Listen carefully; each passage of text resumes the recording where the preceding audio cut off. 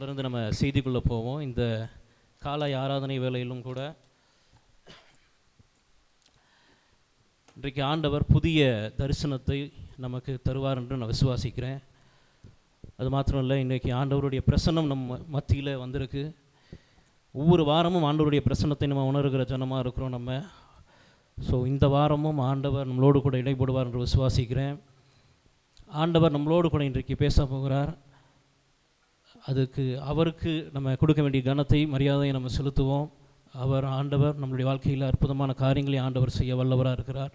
ஒரு கேள்வியை கேட்டு நம்ம ப்ரேயர் பண்ணி ஸ்டார்ட் பண்ணிடலாம். இங்கே வந்திருக்கிற எவ்வளோ பேர் ஆடியன்ஸாக வந்திருக்கீங்க? பார்வையாளராக எவ்வளோ பேர் வந்திருக்கீங்க? எவ்வளோ பேர் விசுவாசியாய் வந்திருக்கீங்க? பார்வையாளர்கள் முதல்ல கை தூங்க. நான் பார்வையாளராக ஒரு ஆடியன்ஸாக வந்திருக்கேன் இந்த இடத்துல அப்படின்ட்டு யாருமே இல்லை. விசுவாசியாக இந்த நான் இடத்துக்கு வந்திருக்கேன், ஆண்டவர் விசுவாசிக்கிற எல்லாருமே விசுவாசிகள், அப்படி நான் இந்த இடத்துல வந்துருங்க அப்படின்ட்டு சொல்கிறவங்க கை தூக்குங்க. அல்லேலூயா, ஆமென். ஒரு உண்மையான ஒரு விசுவாசி அல்லது ஒரு நல்ல ஒரு பக்தியான விசுவாசிக்கு அடையாளம் என்னென்னா 3 காரியம். சொந்த பென் வச்சுருக்கணும், சொந்த பைபிள் வச்சுருக்கணும், சொந்த டைரி அல்லது நோட் புக் வச்சுருக்கணும். இல்லை, நம்ம சண்டே வரும்பொழுது ஒரு ஆடியன்ஸாக போல் கை தட்டிட்டு விசில் அடிக்க வரல. ஒரு நல்ல ஒரு விசுவாசிக்கு அடையாளம் அவங்க பேக்கில் அல்லது அவங்க கையில் சொந்த பேனா, பக்கத்தில் கடன் வாங்கக்கூடாது. சிஸ்டர் ஒரே ஒரு பாயிண்ட் நோட் பண்ணிட்டு தரேன் அப்படின்ட்டு. சொந்த பைபிள், சில நேரம் பென்னு டைரி இருக்கும், பைபிள் பக்கத்தில் இருந்து கடன் வாங்குவாங்க. சொந்த பைபிள், சொந்த பென், சொந்த டைரி வேணும். ஏன்னா ஆடியன்ஸ் தான் வெறுங்கையுமா என்ன பண்ணுவாங்க, வருவாங்க, அவங்க கையில் ஒன்றும் இருக்காது. ஆனால் நம்ம விசுவாசிக்கிற விசுவாசிகள் நம்ம எப்பயுமே நம்ம கூட ஒரு பென்னு, ஒரு டைரி, ஒரு பைபிள் வச்சுருக்கிறது நல்லது. சிலர் கேட்கலாம், இதெல்லாம் எதுக்கு, இதை வச்சு நான் எழுதி என்ன பண்ண போகிறேன் அப்படின்னு கேட்கலாம். நீங்கள் உங்கள் மனசுக்குள்ளே ஓடலாம். படிக்காதவங்க எக்ஸப்ஷனல், ஆண்டவரே எக்ஸப்ஷனல் தராரு, அதெல்லாம் பிரச்சனை இல்லை. படிக்க தெரியலன்னா பிரச்சனை இல்லை, காதில் வாங்கிக்கோங்க. கேள்விப்படுகிறதுனாலையும் விசுவாசம் டெவலப் ஆகும். ஸோ அப்போது எழுத தெரிஞ்சவங்க எழுதாமல் இருக்கிறது நல்லதில்லை. அப்போது நம்ம கேட்கலாம், எதனால் எழுதி நான் என்ன பண்ண போகிறேன், இதெல்லாம் சேகரித்து என்ன பண்ண போகிறேன் அப்படின்னு கேட்கலாம். நல்லா எழுதுனா உங்களுடைய ஃபேமிலி ப்ரேயர் நீங்கள் பண்ணக்கூடிய ஆளாக இருப்பீங்க, உங்கள் வீட்டில் பண்ணக்கூடிய ஆளாக இருப்பீங்கன்னா இந்த வார செய்தியை நீங்கள் என்ன பண்ணுவீங்க, நோட் பண்ணுறதுனால உங்கள் ஃபேமிலி ப்ரேயரில் அது யூஸ் பண்ணிக்கலாம். நீங்கள் அப்போ 4 பேர் 3 பேர் உட்காந்து ஜோம் பண்ணும்பொழுது இந்த வாரம் என்ன சொன்னாங்க, வா இதை குறித்து ஜானிப்போம்னு சொல்லலாம். இன்னொன்று, உங்கள் பர்சனலாக உங்களுடைய ஜபத்தில் இந்த பாயிண்ட்ஸ் எல்லாம் சொல்லி நீங்கள் ஜபம் பண்ணும் பொழுது இந்த வாரம் கற்றுக்கொண்டதை இல்லை யார் பிரசங்கம் பண்ணுறாங்களோ அவங்களுடைய வார்த்தைகளை நீங்கள் எழுதி அந்த பாயிண்ட்ஸை வச்சு நீங்கள் ஜபம் பண்ணும் பொழுது அந்த வாரம் முழுவதுமாய் ஆண்டவர் அதை ஆவியானவர் ஞாபகப்படுத்திக்கிட்டே இருப்பார். 2 காரியம். இந்த 2 காரியத்துக்காக மீண்டும் சொல்கிறேன், வருகிற வாரத்திலேருந்து மறந்துருப்பீங்கன்னு சொன்னால் வருகிற வாரத்திலேருந்து ஒரு நல்ல டைரி எடுத்து ஒரு புதுசாக வாங்குங்க, கொஞ்சம் ஸ்பெண்ட் பண்ணி வாங்கிடுங்க. ஒரு நல்ல ஒரு பைபிள் இல்லை அப்படின்னா நேராக போய் ஒரு நல்ல பைபிள் வாங்கிக்கோங்க. நல்ல பென் இல்லைன்னா நல்ல பெண்ணை போய் என்ன பண்ணிவிடுங்க, பர்ச்சேஸ்க்கு எவ்வளோக்கோ போகிறீங்க, நீங்கள் நிறைய இடத்துக்கு போகிறீங்க, இந்த 3 காரியத்தை ஞாபகம் வச்சுக்கோங்க. வருகிற வாரத்திலேருந்து நம்ம இதை பண்ணுவோம். யூத்துக்கு ரொம்ப ஒரு ஹம்பிள் ரிக்வெஸ்ட் என்னென்னா, எல்லா யூத் கையிலையும் படிக்க தெரிஞ்ச சின்ன பசங்கள் முதல் கொண்டு பெரியவங்க வரைக்கும் படிக்க தெரிஞ்ச எல்லா யூத்தின் கையிலையும், டீன்ஸ் கையிலையும் ஒரு பென் வச்சுக்கோங்க. அடுத்த வாரத்தில் ஒரு டைரி வாங்குங்க. எவ்வளவோ வாங்குகிறோம், நம்ம என்னென்னமோ பண்ணுறோம். ஒரு 10 ரூபா புக்குன்னா பரவாயில்ல, இருந்தாலும் ஓகே. ஒரு பென், ஒரு டைரி, ஒரு புக்கு கண்டிப்பாக என்ன பண்ணணும், உங்கள் கையில் இருக்கணும். இன்றைக்கு செய்தி முக்கியமாக வாலிபர்களுக்கு என்று இருக்கும் நான் விசுவாசிக்கிறேன். ஆண்டவர் தனிப்பட்ட வகையில் உங்களோடு கூட பேசுவார். மீதி உள்ள ஒவ்வொரு பகுதியும் ஆண்டவருடைய கரத்தில் தாழ்த்தி ஒப்பு கொடுப்போம். கண்களை முடிச்சவும் பண்ணுவோம். இருக்கும் நல்ல தகப்பனே, ஆண்டவரே இந்த காலை ஆராதனை வேலைக்காக நன்றியோடு துதிக்கிறோம், ஸ்தோத்தரிக்கிறோம். ஆண்டவரே இந்த வேலையிலும் கூட உங்களுடைய வார்த்தையை கேட்க இருக்கிற எங்களை நீர் பரிசுத்தப்படுத்துவீராக. ஆண்டவரே உம்முடைய பரிசுத்த கரம் எங்களோடு கூட ஆண்டவரே இந்த ஆராதனை முழுவதுமாய் ஆண்டவரே வழிநடத்தி சொல்வதாக. அவருடைய கேட்கிற ஒவ்வொரு வார்த்தையும் நீர் ஆண்டவரே எங்கள் இருதயமாகிய பலகையிலே ஆண்டவரே நீர் எழுதி வைப்பீராக. ஆண்டவரே எங்களுடைய கவனத்தை ஆண்டவரே சிதறவிடாமல் ஆண்டவரே ஸ்தோத்திரம் உம்முடைய வார்த்தையில் கவனம் செலுத்தும்படியான கிருபைகளை தருவீராக. ஆண்டவரே உம்முடைய வார்த்தை ஒன்றும் வெறுமையாய் திரும்பாதபடி ஆண்டவரே எங்கள் வாழ்க்கையில் கிரியை செய்வதற்காக நன்றி. மீதமுள்ள ஒவ்வொரு பகுதிகளையும் ஆண்டவரே உம்முடைய பலத்த கருத்துக்குள்ளே தாழ்த்தி ஒப்பு கொடுக்குறோம். இயேசுவின் மூலம் ஜெபிக்கிறோம் எங்கள் ஜீவன் நல்ல பிதாவே, ஆமென். இன்றைக்கி முக்கியமான ஒரு காரியத்தை குறித்து நம்ம தியானிக்க போகிறோம் வேதத்திலிருந்து. அது முக்கியமாய் ஒரு நபர்னுடைய வாழ்க்கையிலிருந்து நம்ம பார்க்க போகிறோம். ஆண்டவர் என்ன அந்த நபர்னுடைய வாழ்க்கையில் பண்ணார் அப்படின்றத.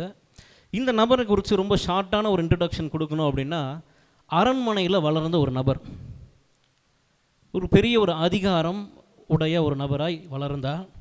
எல்லாமே இருந்தது அவர்கிட்ட, எல்லா சகல ஆட்களும் அவர்கிட்ட இருந்து ஒரு நல்ல வாழ்க்கையை வாழ்ந்த ஒரு நபர். யார் இந்த நபர், இவருக்கு என்ன நடந்ததுன்றது தான் இன்றைக்கி செய்தி. எடுத்து வாசிப்போம். யாத்திராகமம் 3வது அதிகாரம் 1வது வசனம். இதுதான் இன்றைக்கி நம்மளுடைய செய்தி. யாத்திராகமம் 3வது அதிகாரம் 1வது வசனம். மோசே மீதியான் தேசத்து ஆசாரியனாய் இருந்த தன் மாமனாகிய எத்திரோவின் ஆடுகளை மேய்த்து வந்தான். அவன் ஆடுகளை வனாந்திரத்தின் பின்புறத்திலே ஓட்டி தேவ பர்வதமாகிய ஓரேப் மட்டும் வந்தான். ஆமென். இப்போது இந்த ஓரேப் வரைக்கும் இந்த மோசேங்கிற நபர் ஆடுகளை மேய்ச்சிட்டு வர்றதுக்கான காரணம் என்னன்ட்டு இப்போது பேக்ரவுண்ட் கொஞ்சம் பார்த்துட்டு வந்தோன்னா நமக்கு எல்லாருக்கும் கொஞ்சம் கிளியராக இருக்கும். இப்போது யாத்திராகமம் அதுக்கு கொஞ்சம் முன்னாடி இருக்கிற அதிகாரங்களை வாசிக்கும் பொழுது 2வது அதிகாரம் 11லிருந்து 15 வரைக்கும் வாசிப்போம். யாத்திராகமம் 2வது அதிகாரம் 11லிருந்து 15 வரை வாசிப்போம். மோசே பெரியவனான காலத்தில் அவன் தன் சகோதரரிடத்தில் போய் அவர்கள் சுமை சுமக்கிறதை பார்த்து தன் சகோதரராகிய எபிரேயரில் ஒருவனை ஒரு எகிப்தியன் அடிக்கிறதை கண்டு அங்கும் இங்கும் பார்த்து ஒருவரும் இல்லை என்று அறிந்து எகிப்தியனை வெட்டி அவனை மணலிலே புதைத்து போட்டான். அவன் மறுநாளிலும் வெளியே போன போது எபிரேய மனுஷர் 2 சண்டை பண்ணி கொண்டிருந்தார்கள். அப்பொழுது அவன் அநியாயம் செய்கிறவனை நோக்கி, நீ உன் தோழனை அடிக்கிறது என்ன என்று கேட்டான். அதற்கு அவன், எங்கள் மேல் உன்னை அதிகாரியாகவும் நியாயாதிபதியாகவும் ஏற்படுத்தினவன் யார்? நீ எகிப்தியனை கொன்று போட்டது போல என்னையும் கொன்று போட நினைக்கிறாயோ என்றான். அப்பொழுது மோசே காரியம் நிச்சயமாக வெளிப்பட்டது என்று பயந்தான். ஓகே, 15 வசனம் வரைக்கும். பார்வோன் அந்த காரியத்தை கேள்விப்பட்ட போது மோசேயை கொலை செய்ய வகை தேடினான். மோசே பார்வோனிடத்தில் நின்று தப்பியோடி மீதியான் தேசத்தில் போய் தங்கி ஒரு துறவண்டையிலே உட்கார்ந்திருந்தான். ஓகே, இப்போ இந்த வசனத்தினுடைய சுருக்கத்தை நம்ம குறித்து எக்ஸ்பிளைன் பண்ணிவிட்டு நம்ம செய்திக்கு நேராக போவோம். இப்போ இந்த 2வது அதிகாரத்தில் யாத்திராகமம் 2வது அதிகாரம் 11லிருந்து 15வது வசனம் வரைக்கும் என்ன போட்டுறீங்கன்னா, மோசேங்கிற ஒரு சிறுவன் வளர்கிறான். எங்கே? பார்வோனுடைய அரண்மனையில் வளர்கிறான். இப்போ பார்வோனுடைய சொந்த மகனாக இல்லைனாலும் சொந்த மகனை போல இந்த மோசே வளர்க்கப்படுகிறான். அப்போ மோசே பார்வோனுடைய அரண்மனையில் வளர்க்கப்பட்டாலும் அவனுடைய ஜனம் எபிரேய ஜனம், அவன் எகிப்தியன் அல்ல. வளர்க்கப்பட்டது என்னமோ பார்வோனுடைய அரண்மனையில், ஆனால் அவனுக்குள்ளே ஓடி இருந்த அந்த தோற்றம், வெளி தோற்றம் வேணால் எகிப்தியனாக இருக்கலாம், ஆனால் ஓடி கொண்டிருந்த ரத்தம், அவன் கேரக்டர், அவன் பிஹேவியர், அவனுடைய மூச்சு காற்று, உள்ளான மனுஷன் எல்லாமே ஒரு எபிரேய மனுஷன், ஒரு எபிரேய கூட்டத்தை சேர்ந்த ஒரு நபர். அப்போது இந்த மோசே பார்த்திங்கன்னா அந்த எகிப்தில் பார்வோனுடைய மகனை போல் வளர்ந்தது எப்படின்னா, ஒரு கழுகு குட்டி ஒரு காக்கா கூட்டுக்குள்ளே வளர்கிற மாதிரி ஓடுறது, உள்ளே இருக்கக்கூடியது எல்லாம் ஆண்டவருடைய ஜனத்தினுடைய ரத்தம், அவங்களுடைய வேகம், அவங்களுடைய ஞானம். ஆனால் இருக்கிற இடமோ பார்வோனுடைய அரண்மனையில் வளர்க்கப்படுகிறான். அப்போ அந்த எகிப்தியர், இந்த பார்வோன் கூட்டம் எல்லாம் ஒரு காக்கா கூட்டம் போல். அப்போது இந்த மோசே அவங்களுடைய கூட்டில், அவங்களுடைய அரண்மனையில் வளரக்கூடிய ஒரு நபராய் வளர்ந்து கொண்டிருந்தான். ஒரு நாள் மோசே வளர்ந்தான் அப்படின்னு வசனம் சொல்லுது. ஒரு நல்ல ஒரு ஏஜ், நல்ல ஒரு டீனேஜ், ஒரு யூத் ஏஜை கிராஸ் பண்ணுகிறார், அல்லது ஒரு யூத் ஏஜில் இருக்கிறார் கரண். அப்போது அவனுக்கு கொடுக்கப்பட்ட வேலையில் போகிறார். என்ன வேலை அப்படின்னா, எல்லாம் நல்லா நடக்குதா, ஒரு இளவரசன் அவர் மோசே, அவருக்கு பெருசாக லோடு தூக்கணும், மூட்டை தூக்கணும்லாம் அவசியம் கிடையாது. அப்போ போய் ஒரு மேல் பார்வை பார்க்குறது தான் மோசே அவனுடைய வேலையாக இருந்தது. அப்போது ஒரு நாள் அவன் வளர்ந்த பிறகு, அவனுக்கு விவரம்லாம் தெரிஞ்ச பிறகு, அவன் கையில் அதிகாரம் கொடுக்கப்பட்ட பிறகு, இப்போது தன்னுடைய ஜனத்தை பார்க்குறதுக்கு மோசே கடந்து போகிறார். தன்னுடைய ஜனம்னா எபிரேய கூட்டம், அவர்களை பார்க்கும்படியாக இந்த மோசே கிளம்பி போகிறார். இப்போது அவங்கள பார்த்தது மாத்திரம் இல்லை, அவங்க எவ்வளோ பாரப்படுகிறாங்க, எவ்வளோ கஷ்டப்படுறாங்கன்றதையும் என்ன பண்ணுறார், நோட்டீஸ் பண்ணுறார். அவங்க எவ்வளோ ஹெவியான ஒர்க் பண்ணுறாங்க, எவ்வளோ கம்மியான தூக்கம் இருக்குது அவங்களுடைய ஜனத்துக்கு, சாப்பாடு எவ்வளோ கம்மியாக அவங்க எடுத்துக்கிறாங்க, வேர்வெல்லாம் எப்படி நதி மாதிரி ஓடுது அப்படின்ற பல காரியத்தையும் குறித்து தியானிக்கிறான் இந்த மோசே. இங்கே மோசே ஒரு முக்கியமான காரியத்தை நோட்டீஸ் பண்ணுகிறார். போனது ஒரு வேலைக்கு, அந்த வேலையில் அவனுடைய கூட்டத்தை பார்க்கிறாரு. அதிலும் முக்கியமாய் ஒரு காரியத்தை உத்து கவனிக்கும் பொழுது பார்க்கிறார், ஒரு எகிப்தியன் ஒரு எபிரேயனை அடிக்கிறார். அதாவது தன்னுடைய ஜனத்தை ஒரு எகிப்தியன் அடிக்கிறதை மோசே பார்க்கிறார். பார்த்துட்டு அவர் இது பார்க்கும்போது, இப்போ நமக்கு ஒரு தமிழனை போட்டு ஒரு இடத்துல அடிக்கிறாங்கன்னா என்ன ஆகும்? நார்மலாக ஒரு நியூஸ் பார்க்குறோம், என்ன ஆகும்? அவன் நம்ம சொந்தக்காரனாக கூட இருந்திருக்க மாட்டான், யாருன்னே தெரியாமல் இருந்துருமா. ஒரு தேசத்தில் தமிழனை போட்டு அடிக்கிறாங்க அப்படின்னா நமக்கு எப்படி இருக்கும்? பார்க்கும்போதே ஒரு மாதிரி நமக்கும் குதிக்கும், இல்லை ரொம்ப கஷ்டமாக இருக்கும். இப்போ மோசே ஆள் மட்டும்தான் பார்க்குறது, மட்டும்தான் எகிப்தியன், உள்ளே ஓடுற ரத்தம் என்னது? எபிரேய ரத்தம். இப்போது அவனுடைய ஜனம் அடிக்கப்படுறத பார்த்துட்டு அந்த இடத்துல சும்மா இருக்க முடியல. மோசேக்கு பிளட் ப்ரெஷர்லாம் ஏறுது அந்த இடத்துல. இப்போது இவ்வளவு நேரம் அந்த எபிரேய ஜனத்திற்கு லோடு ஒர்க்கு தாங்க முடியாமல் வேர்வை நதி மாதிரி வந்துச்சு. இப்போ இந்த காரியத்தை பார்த்த உடனே மோசேக்கு என்ன வருது? ப்ரெஷர் ஏறுது, வேர்வை வருது, ஒரு கோபம், எரிச்சல் வருது அந்த எகிப்தினை பார்த்து. இப்போ என்ன பண்ணுறாரு? இந்த சைடில் பார்க்குறாரு, ரைட்டு லெஃப்ட்டு சைடு எல்லா சைடும் பார்க்குறாரு. எதுக்கு? எப்படின்னா இவனை காலி பண்ணலாம் அப்படின்னு. யாராவது நம்மளை பார்க்குறாங்களா, நம்ம மாட்டிக்காமல் இந்த இடத்துல ஒரு தப்பை பண்ண முடியுமான்னு பார்க்குறாரு. யாரும் பார்க்கல அப்படின்னு தெரிஞ்ச உடனே அந்த எகிப்தியனை, அதாவது பார்வோனுடைய ஆளை என்ன பண்ணுறாரு? இந்த மோசே அடித்து காலி பண்ணிடுறாரு, சாகடிச்சிடுறாரு. அப்போது சாகடிச்சது மாத்திரம் இல்லை, மணலில் என்ன பண்ணுறாராம்? போட்டு புதைக்கிறாராம். இப்போது இவ்வளோ காரியத்தையும் பண்ணிவிட்டு மோசே ஒன்றும் தெரியாத மாதிரி என்ன பண்ணிடுறாரு? வீட்டுக்கு போயிடுறாரு. வீட்டுக்கு போய் நல்ல டின்னர் சாப்பிட்டுட்டு, ராஜா வீட்டு பையனா எப்படி நல்லா இருக்கும்ல டின்னர், நல்லா டின்னரை சாப்பிட்டுட்டு நல்லா அமைதியாக ஒரு விஷயம் யாருக்கும் தெரியாத மாதிரி என்ன பண்ணுகிறார்? நடந்து கொள்ளுகிறதை நம்ம பார்க்குறோம். இந்த காரியம் ரொம்ப சைலண்ட்டாக, ரொம்ப சீக்கிரட்டாக முடிஞ்சிருச்சு. அப்போது ஏதோ ஒன்றும் தெரியாத மாதிரி மோசேவும் கிளம்பி என்ன பண்ணியாச்சு? அந்த நாளை முடிச்சாச்சு. அடுத்து நம்ம பார்க்குறோம், அடுத்த நாள் இன்றைக்கி நடக்குதுன்னா அடுத்த நாளே திருப்பியும் ஒன்றும் தெரியாத மாதிரி டியூட்டிக்கு போகிறார். யார்? மோசே. இப்போது அவன் அடுத்த நாள் வெளியே போகும் பொழுது 2 எபிரேயர்கள் சண்டை போட்டுக்கிறாங்க. முதல் நாள் ஒரு எகிப்தியன் ஒரு எபிரேயனை போட்டு அடிச்சுக்கிட்டு இருந்தான். 2வது நாள் ஒரு எபிரேயனை போட்டு அடிக்கிறான். சண்டை, வாக்குவாதம் அவனுக்குள்ள. அப்போது இந்த காரியத்தை பார்த்து கொண்டு இருந்த மோசே அவர்களிடத்துல போகிறாரு. போயிட்டு, ஏன்பா இப்படி தப்பு பண்ணுறீங்க? நேற்று என்ன பண்ணார்? கொலை பண்ணார். இன்றைக்கி போய் பிரசங்கம் பண்ணுறாரு. ஏன்பா, நம்மளாம் சகோதரர்கள் அல்லவா, நம்மளாம் நமக்குள்ளேயே அடிச்சுக்கிட்டா எப்படி? ஒற்றுமை இல்லையா நமக்குள்ளே அப்படின்ட்டு. மோசே பொறுத்த வரைக்கும் யாருக்கும் தெரியாது நேற்று நடந்தது. அப்போது மோசே பண்ண காரியம், அவனுக்குள்ள ஒரு நினப்பு, இது யாருக்குமே தெரியாது என்ன தவிர, ஆண்டவர் கூட பார்க்கலன்ற மாதிரி என்ன பண்ணியிருக்கிறாரு? வீட்டுக்கு கிளம்பி போயாச்சு. அடுத்த நாள் இந்த சண்டை போட்டுக்கிறான். அவனுடைய ஜனமே 2 பேரும் சண்டை போட்டுக்கிறான், வாக்குவாதம் பண்ணுறான். இப்போ போய் நாட்டாம மாதிரி முன்னாடி இருந்து, நடுநிலையாக இருந்து அவங்களுக்கு ஒரு நல்ல காரியத்தை பண்ணுற மாதிரி மோசே கிளம்பி போகிறாரு. அவனுடைய எண்ணத்தில் இவங்களை சமாதானப்படுத்தணுன்னு தான் போகிறாரு. முன்னால் பண்ண பாவத்தை மறந்துட்டார். போகிறார், அந்த இடத்துல தடுக்கிறார் சண்டையை. அதில் ஒருத்தன் கேட்குறான், உன்னை யார் எனக்கு அதிகாரியாக போட்டது? நீ யார் என்ன கேள்வி கேட்க அப்படின்ட்டு. மோசேக்கு இதுவரைக்கும் தெரியாது, யாருக்குமே தெரியாதான் நினச்சிக்கிட்டு இருக்காரு. அடுத்து சொல்கிறாரு பாருங்க, அந்த நபர் சொல்கிறான், ஒரு எபிரேயன் நேற்று காலி பண்ணிய ஒருத்தனை எகிப்தியனை, அதை மாதிரி என்னையும் பண்ணலாம் நீ நினச்சிருக்கியா அப்படின்னு கேட்கும் பொழுது தான் மோசேவுக்கு உதற ஆரம்பிச்சிருச்சு பயங்கரமாக. மோசேக்கு பொறுத்த வரைக்கும் யாருக்கும் தெரியாது. ஆனால் இந்த எபிரேயனுக்கு எப்படி தெரியும்னு தெரியாதுன்னு, ஊரில் யாருக்குமே தெரியாதுன்னு பண்ண ஒரு வேலை இப்போ அடுத்த நாள் ஒருத்தன் அவன் காதிலே சொல்லும் பொழுது பயங்கர ஷாக் ஆகிடுறாரு மோசே. அவனுடைய ஹார்ட் பீட் இன்க்ரீஸ் ஆகுது. ஏன்னா அவன் பண்ணது தவறு கிடையாது, பாவம்.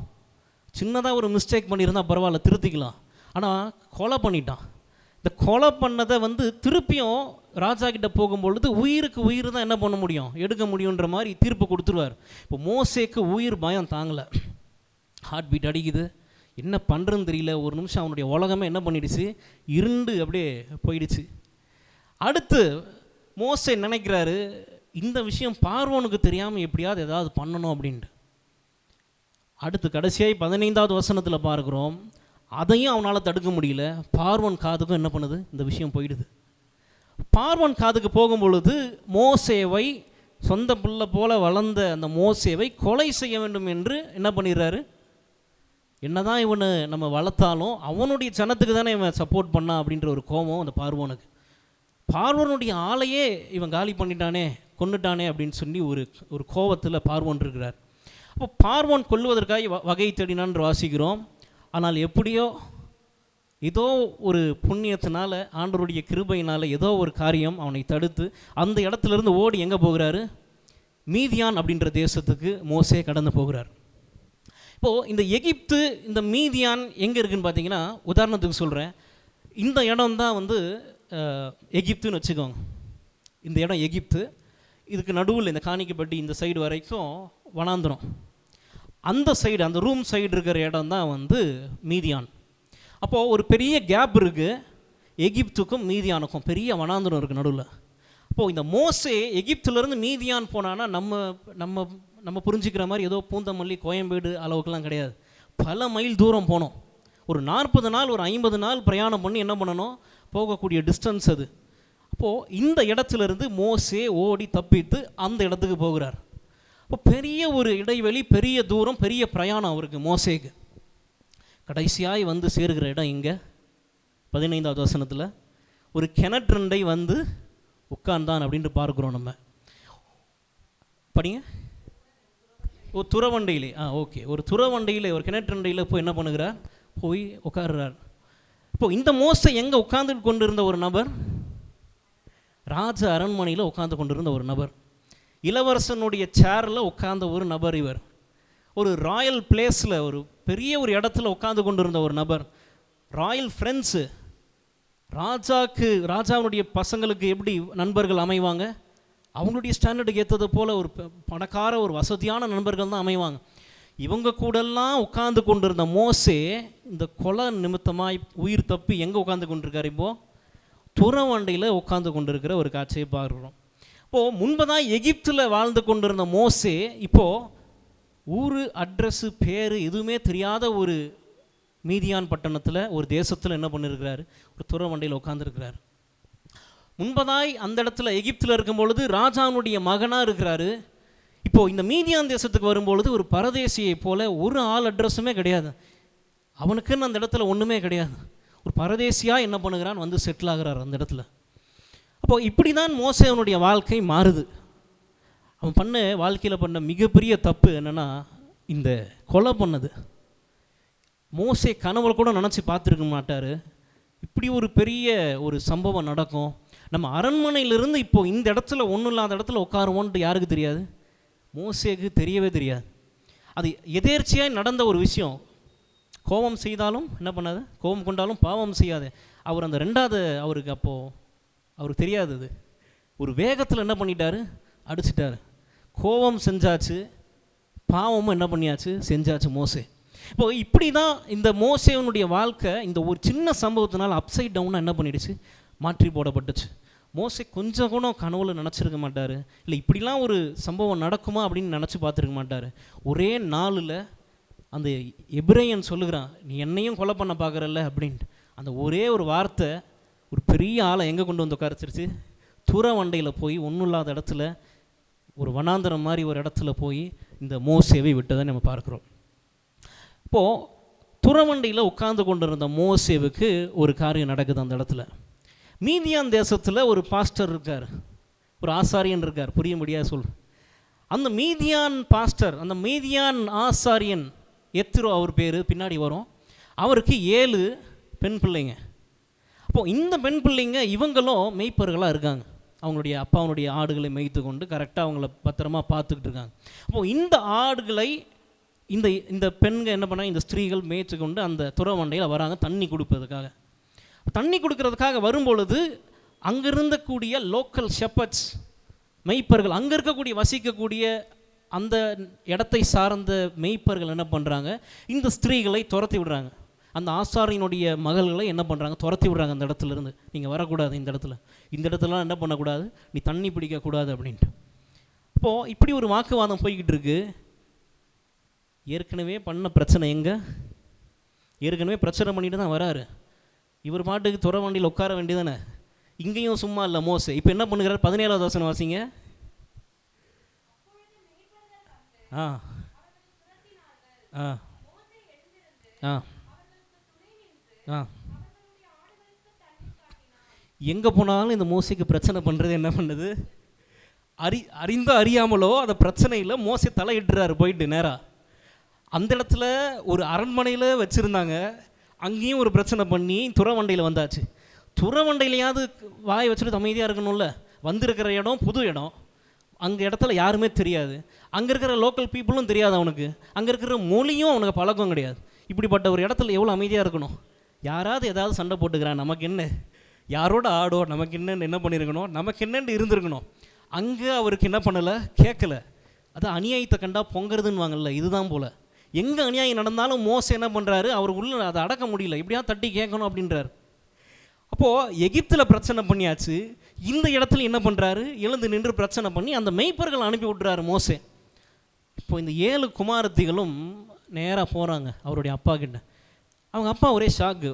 வழக்கமாக நீ எல்லாருக்கிட்டையும் திட்டு வாங்கிட்டு பிரச்சனைலாம் முடித்த பிறகு தானே ஒன்று விடுவாங்க எல்லாரும், இன்றைக்கி என்ன புதுசாக திடீர்னு வந்துட்ட சீக்கிரமாகவே அப்படின்ட்டார். உடனே இவங்க சொல்கிறாங்க அந்த கதையை. ஒருத்தர் வந்தார், பார்க்க எகிப்தியன் மாதிரி இருந்தார், அவர் யார், பேர் அட்ரஸ்லாம் தெரியாது. அவர் எங்களுக்காக பேசி என்ன பண்ணிட்டாரு, அந்த வந்த மெய்ப்பர்கள்லாம் அடிச்சிட்டாரு, அதாவது அனுப்பி விட்டுட்டார், அடிச்சிட்டாரு இல்லை அனுப்பி விட்டுட்டாரு அப்படின்னு. இதை கேட்ட உடனே எத்ரோ ரொம்ப ஷாக் ஆகுறார். இப்படி ஒரு மனுஷனை நான் பார்த்ததே இல்லையே அப்படின்ட்டு அவரை கூப்பிட்டு சாப்பிட வைக்கணும் அப்படின்னு.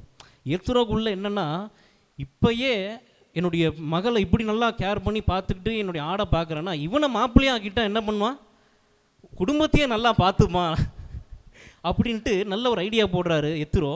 அதே மாதிரி அவர் ஐடியா படி அவருடைய பொண்ணை தராரு, சிப்போராவை கல்யாணம் பண்ணுறாரு. கல்யாணம் முடித்த பிறகு சில நாட்களுக்கு பிறகு கெர்ஷோம் என்கிற ஒரு குமாரனை மோசேவும் சிப்போராவும் எடுக்கிறாங்க. அப்போது மோசேவனுடைய வாழ்க்கை இப்படியாய் போய் முடிஞ்சிருச்சு. மோசே நினச்சே பார்க்கல, நான் இப்படி ஒரு அந்நிய தேசத்தில் போய் ஒரு பரதேசியாக ஒரு இடத்துல போய் நம்ம ஒரு அந்த இடத்துல ஒரு ஃபேமிலி வரும், அந்த இடத்துல ஒரு காரியம் நடக்கும், அங்கேயே தான் செட்டில் ஆகும்னு யாருக்கு தெரியாது. வளர்ந்து அந்த சம்பவம் நடக்கிற வரைக்கும் மோசேக்கு தெரியாது. இது மோசேவனுடைய வாழ்க்கையிலே ஒரு பெரிய சர்ப்ரைஸ், ஒரு ஆச்சரியமான ஒரு காரியம். அவன் எதிர்பார்க்கவே இல்லை அந்த காரியங்கள்லாம் நடக்கும் அவனுடைய வாழ்க்கையில் அப்படின்ட்டு. அப்போது மோசேவுக்கு தந்தாச்சு, ஒரு ஃபேமிலி ஆயிடுச்சு. இப்போது என்ன நடக்குதுன்னு பார்த்தீங்கன்னா, இந்த இடைப்பட்ட நாளில் மோசேக்கு ஒரு தனியாக ஒரு இடத்துல செட்டிலாக இருக்கிறாரு. எகிப்து அந்த இடம் அது அப்படியே இருக்குது, அங்கே இருக்கிற எபிரேயர் மக்களுக்கும் அதே அடிமைத்தனத்தில் இருக்காங்க. இப்போ அந்த அடிமைத்தனம் தாங்கலை அந்த ஜனத்துக்கு. அவங்க பார்வோன் பண்ணுகிற அந்த மெயின் பார்வோன் இறந்துடுறார். அதுக்கு அடுத்து மோசேவோடு கூட வளர்ந்த பார்வோன் இருக்கிறார்ல, எனக்கு தெரிந்து அநேகமாய் அவராய் தான் இருக்க வேண்டும் என்று நான் நினைக்கிறேன். மோசேவோட 2 பேரும் ஒரே வீட்டில் வளர்கிறாங்க. ஒருத்தர் தப்பு பண்ணி மோசே வனாந்திரத்துக்கு போயிடுறாரு. அவருக்கு கீழே வளர்ந்த பார்வோன், அவரோடு கூட வளர்ந்த பார்வோன் ராஜாவாகிறார். இப்போ அந்த ராஜா எபிரேய மக்களை கவனிச்சிருப்பார். மோசே போகும்போது ரொம்ப ஸ்பெஷலாக கேர் கொடுக்குறான். ஸ்வீட்டு வாங்கிட்டு போனால் தனியாக கொஞ்சம் கொடுக்குறான் எபிரேய மக்களுக்கு.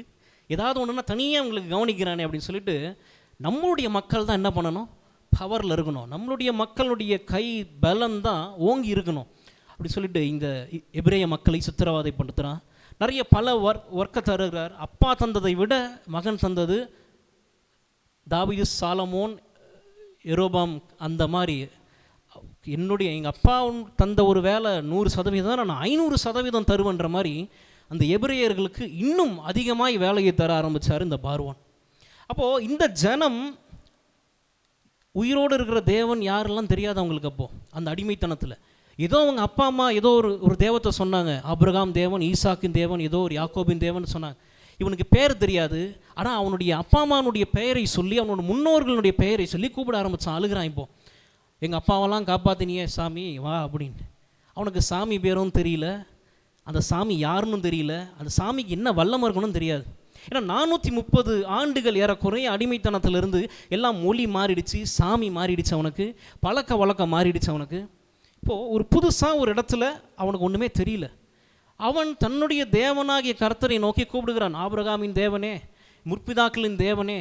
இப்போ இன்றைக்கி நமக்கு யெகோவா ரஃபா, யெகோவா ரூபான்னு பேர் இருக்குது, ஆண்டவருடைய நாமம் நமக்கு தெரியும். அன்றைக்கு அப்படிலாம் கிடையாது. அவருடைய முன்னோருனுடைய பெயரை சொல்லி தான் ஆண்டவரை அட்ரஸ் பண்ண முடியும். அப்போ அப்படி பண்ணி கொண்டிருந்த அந்த ஜனத்தினுடைய அழுகையை யார் கேட்டால், அந்த ஜனத்தை படைத்த ஆண்டவர் என்ன பண்ணுகிறார், அந்த காதில் கேட்குறார். ஓகே, இவங்க ரொம்ப அழுகிறாங்க, நம்மளை தெரியலனாலும் அவங்களுடைய முன்னோர்கள் கும்பிட்ட அந்த சாமியை என்ன பண்ணுகிறான், இப்போ ஏதோ நம்மளை எப்படியோ வந்து சுற்றி வளைச்சி நம்மளை கூப்பிடுறான் இவன் அப்படின்னு சொல்லிட்டு ஆண்டவர் ரொம்ப மனஸ்தாபப்படுகிறார். இப்போ அந்த ஜனத்தினுடைய அழுகையை பார்க்கிறார், அவர்களுடைய வேதனையை பார்க்கிறார் அந்த இடத்துல. இப்போ அந்த இடத்துல ஆண்டவர் அவர்களுடைய கூக்குரலையெல்லாம் பார்த்து ஆபிரகாமுக்கு ஒரு வாக்கு பண்ணியிருந்தார்ல, ஈசாக்கு யாக்கோபுக்கு ஒரு வாக்கு பண்ணியிருந்தார்ல, உன்னுடைய ஜனம் ரொம்ப ஆசீர்வாதமாக இருக்கும், ரொம்ப நிறைய இருக்கும் அப்படின்னு. ஆண்டவர் வாக்கு தத்துவத்தை கொடுக்குற தேவன் மாத்திரம் கிடையாது, அதை எப்பயுமே ரிமெம்பர் பண்ணியிருப்பார், எப்பயுமே ஞாபகம் பண்ணியிருப்பார். அந்த ஜனங்கள் அந்த ஆபிரகாம் தன்னுடைய முன்னோர்களுக்கு பண்ண உடன்படிக்கை என்ன அப்படின்ட்டு மறந்துருக்கலாம். ஆனால் அந்த உடன்படிக்கை பண்ண ஆண்டவர் என்ன பண்ணலை, ஒரு நேரத்துலையும் மறக்கலை. அதை ஆண்டவர் ஞாபகப்படுத்தினார் என்று வாசிக்கிறோம் நம்ம. அப்போ ஆண்டவர் ஆபிரகாமுக்கு நம்ம இப்படிலாம் வாக்கு கொடுத்தோமே, ஈசாக் யாக்கோபுக்கெலாம் நம்ம இப்படி வாக்கு கொடுத்தோமே, சரி இந்த ஜனத்தினுடைய கூக்குரல் என்ன பண்ணுவோம் கேட்குறோம் அப்படின்னு சொல்லிட்டு ஆண்டவர் மனம் இறங்குகிறார் என்று பார்க்குறோம். இப்போது 2 கேள்வி கேட்டுட்டு நம்ம செய்திக்கு நேராய் செய்தியில் தான் இருக்கோம், இன்னும் கொஞ்சம் உள்ளே போய் பார்க்கலாம் நம்ம. இப்போ எவ்வளோ பேருக்கு இருதயத்தில் பாரம் இருக்குது?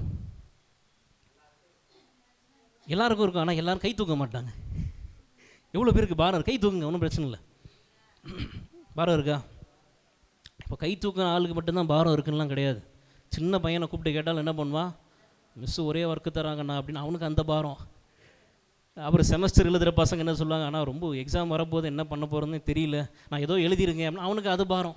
இப்போ பாரம் இல்லாத ஆள் அண்ணா சொன்ன மாதிரி யாருமே என்ன பண்ணாலும் இருக்க மாட்டாங்க. இப்போ எவ்வளோ பேர் உண்மையிலே இருதயத்தில் பாரம் இருக்குது? ஏதோ ஒரு காரியம், ஏதோ ஒரு நபரை குறிச்சிருக்கலாம், உங்களுடைய பசங்களை குறிச்சிருக்கலாம், உங்களுடைய வேலையை குறிச்சிருக்கலாம். எவ்வளோ பேர் கை தூங்க பார்க்கலாம்? இருக்கா? எல்லாருக்கும் பாரம் இருக்கா? ஆமாம் இருக்குது. உடனே ஆத்தும பாரம்னு சொல்லக்கூடாது. ஆத்தும பாரம் எல்லாருக்கும் வர வேண்டியது, பிரச்சனை சொல்கிறேன் நான் இருதயத்தில். இப்போது இப்படிப்பட்ட பாரங்கள் கஷ்டங்கள் இருதயத்தில் வரும்பொழுது யார் இடத்துல நீங்கள் சொல்வீங்க? ஏசப்பான் இடத்துல சொல்வீங்க. எல்லா நேரமும் ஏசப்பான் இடத்துல நீங்கள் சொல்ல மாட்டீங்க. யார் இடத்துலையும் சொல்வீங்க? வீட்டில் உள்ள ஃப்ராங்காக சொல்லுங்கள். ஆமாம், வீட்டில் இருக்கவங்க சொல்லுவோம். பசங்கன்னா அப்பா அம்மா கிட்ட சொல்லுவாங்க. அப்பா அம்மானா அவங்களுக்கு சொந்தக்காரங்க, இல்லை அவங்க அப்பா அம்மாவுக்கு சொல்லுவாங்க. வேறு ஃப்ரெண்ட்ஸ் கிட்ட சொல்லுவோம். வேறு இருதயத்தின் பாரத்தை யார்கிட்டலாம் ஷேர் பண்ணுவீங்க நீங்கள்? நம்பிக்கையான ஆள், ஒருவேளை உங்கள் சொந்தக்காரர்களாக இருக்கலாம். நம்பிக்கையான ஒரு ஆள் வேறு யார்கிட்ட? தங்கச்சி, அதான் உடன் பிறப்பு. ஓகே, அடுத்து இவ்வளோ தான் இருக்காங்க. ஃப்ரெண்டு. அப்போது நண்பர்கள்கிட்ட சொல்வோம், ஆண்டவர்கிட்ட சொல்வோம், ஜெபத்தில் நம்ம சொந்தக்காரங்க கிட்ட சொல்வோம், இல்லை நம்ம அப்பா அம்மா பிள்ளைங்க கிட்ட சொல்லுவோம், பாஸ்டர்கிட்ட. பாருங்கள் என்றைக்கு ரேஷியோ கம்மியாகுது பாருங்கள். பாஸ்டர்கிட்ட சொல்கிற கூட்டம் கம்மி தான். ஏன்னா பாஸ்டர் என்ன பண்ணுவார்? ஜெபம் பண்ணுவார். சில பேர் ஆமாம் இதை சொல்லி திட்டு வாங்குறத விட நம்மளே போய் பார்த்து போண்டு எல்லாத்தையும் முடிச்சுட்டு எங்கே வர்றது, ஆண்டவரே இந்த சாரி பாஸ்டர் இந்த மாதிரி பண்ணியிருக்கேன் நான், ஃபெயிலியராக போச்சு, நீங்கள் கொஞ்சம் ஜெபம் பண்ணி என்ன பண்ணி விடுங்க, இந்த ஃபெயிலியரை பாஸ் பண்ணி விடுங்க அப்படின்ட்டு கடைசியாக எங்கே வருவோம்? அதாவது நிறைய பேர் ஆண்டவர் இடத்துலையும் பாஸ்டர் இடத்துலையும் எப்போ தான் வருவாங்க? கடைசியாக எல்லாம் அந்த டயரே தேஞ்சு போய் பர்ஸ்ட் ஆகிற நிலமையில் இருக்கும். ஆண்டவரே கொஞ்சம் டயர் மாற்றி கொடுங்கப்பா அப்படின்ட்டு எப்போ வர்றது? ஓகே, எப்படியோ ஒரு விஷயம் ஒன்று பாஸ்டர்கிட்ட, ஃப்ரெண்ட்ஸ் கிட்ட, ரிலேட்டிவ்ஸ் கிட்ட, அப்பா அம்மா கிட்ட, பிள்ளைகள்கிட்ட ஷேர் பண்ணுவீங்க. இப்போது நான் இப்படியா யோசித்தேன் இந்த பிரசங்கத்தை எடுக்கும்போது, ரெடி பண்ணும்பொழுது, உங்களுக்கு, நமக்கு, எனக்கு எல்லாத்துக்கும் சேர்த்து நமக்கெல்லாம் ஒரு பாரம் அப்படின்னா நம்ம ஏதோ ஒரு நபர் இடத்துல சொல்லுவோம் அல்லது ஆண்டவர் இடத்துல சொல்லுவோம். கரெக்டாக? இப்போது ஆண்டவருக்கு, ஆண்டவருடைய இருதயத்தில் ஆண்டவருக்கு அவருக்கு ஒரு பாரம் வந்தோன்னா யார்கிட்ட சொல்லுவார்? நமக்கு பாரம்னா கடவுள்கிட்ட சொல்கிறோம். கடவுளுக்கே பாரம்னா யார்கிட்ட சொல்லுவார்? கரெக்டு. அவருக்கு யார் பிடிக்கும்ன்ட்டு என்ன பண்ணுறாரு? பார்க்குறாரு. யாராவது கிட்ட ஆண்டவர் பாருங்கள், ரொம்ப அவ்வளோ பெரிய மனுஷன் அவர். இல்லை மனுஷன் சொல்ல முடியாத ஒரு சக்தியில் அடக்க முடியாதவரை, ஆனால் நமக்கு புரிஞ்சுக்கிற அளவுக்கு நான் சொல்கிறேன். அவ்வளோ பெரிய ஒரு ஒரு ஒரு ஒரு பவர் அப்படின்னு வச்சுக்கலாம். அந்த பவருக்கு எக்ஸ்டர்னலாக வெளியிருந்து ஒரு சப்போர்ட் தேவை கிடையாது. அவரே அவரை ஆற்றிக்க முடியும், தேற்றிக்க முடியும். ஆனால் அவருடைய பெரிய பாரத்தை அவரே சால்வ் பண்ணிக்க முடிந்தாலும் அவர் ஒரு நபரை தேடுகிறார். இல்லை, அவருக்கே எல்லாம் முடியும். ஆல்மைட்டி காட் மேலே எழுதியிருக்குல்ல, அவருக்கு பாரம்னு உள்ளே வந்து டிப்ரெஷனாக நம்மள மாதிரி வரணும்னு அவசியம் இல்லை. அதை தடுத்து போட்டுற அவருக்கு வல்லமை இருக்குது, அவருக்கே ஓன் பவர் இருக்குது. இருந்தாலும் நமக்கு பாரம் வரும்போது அவர்கிட்ட சொல்கிறோம், அவருக்கு பாரம் வரும்போது நம்மக்கிட்ட என்ன பண்ணுறாரு? சொல்லுகிறார். பாருங்கள் எவ்வளோ ஒரு ஜென்டில்மேனாக இருக்கிறார்ல. இப்போ யாராவது இந்த மாதிரி சொல்லுவாங்களா? பெரிய ஒரு கம்பெனியில் இருக்கக்கூடிய ஒரு நபர், தம்பி எனக்கு இந்த மாதிரி பிரச்சனைப்பா வீட்டில்னு சொல்லுவாரா? என் மனசில் இதெல்லாம் பாரம் இருக்குன்னு சொல்லுவாரா? வந்து அவருடைய தரத்தை இறங்கி வந்து சொல்ல மாட்டார். சொன்னால் இவன் நம்மளை தப்பாக நினச்சிப்பான், நம்மளுடைய குடும்பத்தை தப்பாக நினச்சிப்பான், என்ன பண்ண மாட்டார், அப்படிலாம் ஷேர் பண்ண மாட்டார். ஆனால் ஆண்டவர் அவ்வளோ பெரிய ஆள், அவர் அவ்வளோ பெரிய சக்தி. அவர் போயிட்டு ஒரு ஒரு ஒரு மண்ணுக்கிட்ட போய் என்ன பண்ணுறார், நம்மளை மாதிரி ஆட்கள்கிட்ட போய் என்ன பண்ணுறாரு, எனக்கு இதெல்லாம் பாரம் இருக்குப்பான்னு ஷேர் பண்ணுறார். அப்போ இந்த இடத்துல பார்க்குறோம், நம்ம ஜனங்கள் ஆண்டவரை நோக்கி அழுது கூக்குரல் இடும்பொழுது ஆண்டவர் ஒரு நபரை தேடிக்கொண்டு இருந்தார். அவருடைய பாரத்தை ஷேர் பண்ணணுன்ட்டு ஒரு நபரை ஆண்டவர் என்ன பண்ணி கொண்டிருக்கார், தேடிக்கிட்டு இருந்தார் அந்த இடத்துல. அப்படி ஆண்டவர் ஒரு நபரை யாராவது கிடைப்பானா, நம்மளுடைய பாரத்தை ஷேர் பண்ணலாமே அவங்ககிட்ட அப்படின்னு பார்த்து கொண்டு இருக்கிற நேரத்தில் தான் இந்த காரியம் நடக்குது. மீண்டும் எங்கே விட்டோமோ அங்கேருந்து திருப்பியும் தொடங்குவோம். 3வது அதிகாரம் 1வது வசனம் மீண்டும் வாசிப்போம். மோசே மீதியான் தேசத்து ஆசரணையாய் இருந்த தன் மாமனாகிய எத்ரோவின் ஆடுகளை மேய்த்து வந்தான். அவன் ஆடுகளை வனாந்திரத்தின் பின்புறத்திலே ஓட்டி தேவ பர்வதமாகிய ஓரேப் மட்டும் வந்தான். இதே வசனத்தை இன்னும் பொறுமையாக வாசிங்க, ஒரு வார்த்தையாக வாசிங்க. மோசே மீதியான் தேசத்து ஆசரணையாய் இருந்த தன் மாமனாகிய எத்ரோவின் ஆடுகளை மேய்த்து வந்தான். அவன் ஆடுகளை வனாந்திரத்தின் பின்புறத்திலே ஓட்டி தேவ பர்வதமாகிய ஓரேப் மட்டும் வந்தான். இன்னும் ஸ்லோவாக வாசிங்க பார்க்கலாம். ரொம்ப ஸ்லோவாக வாசிங்க.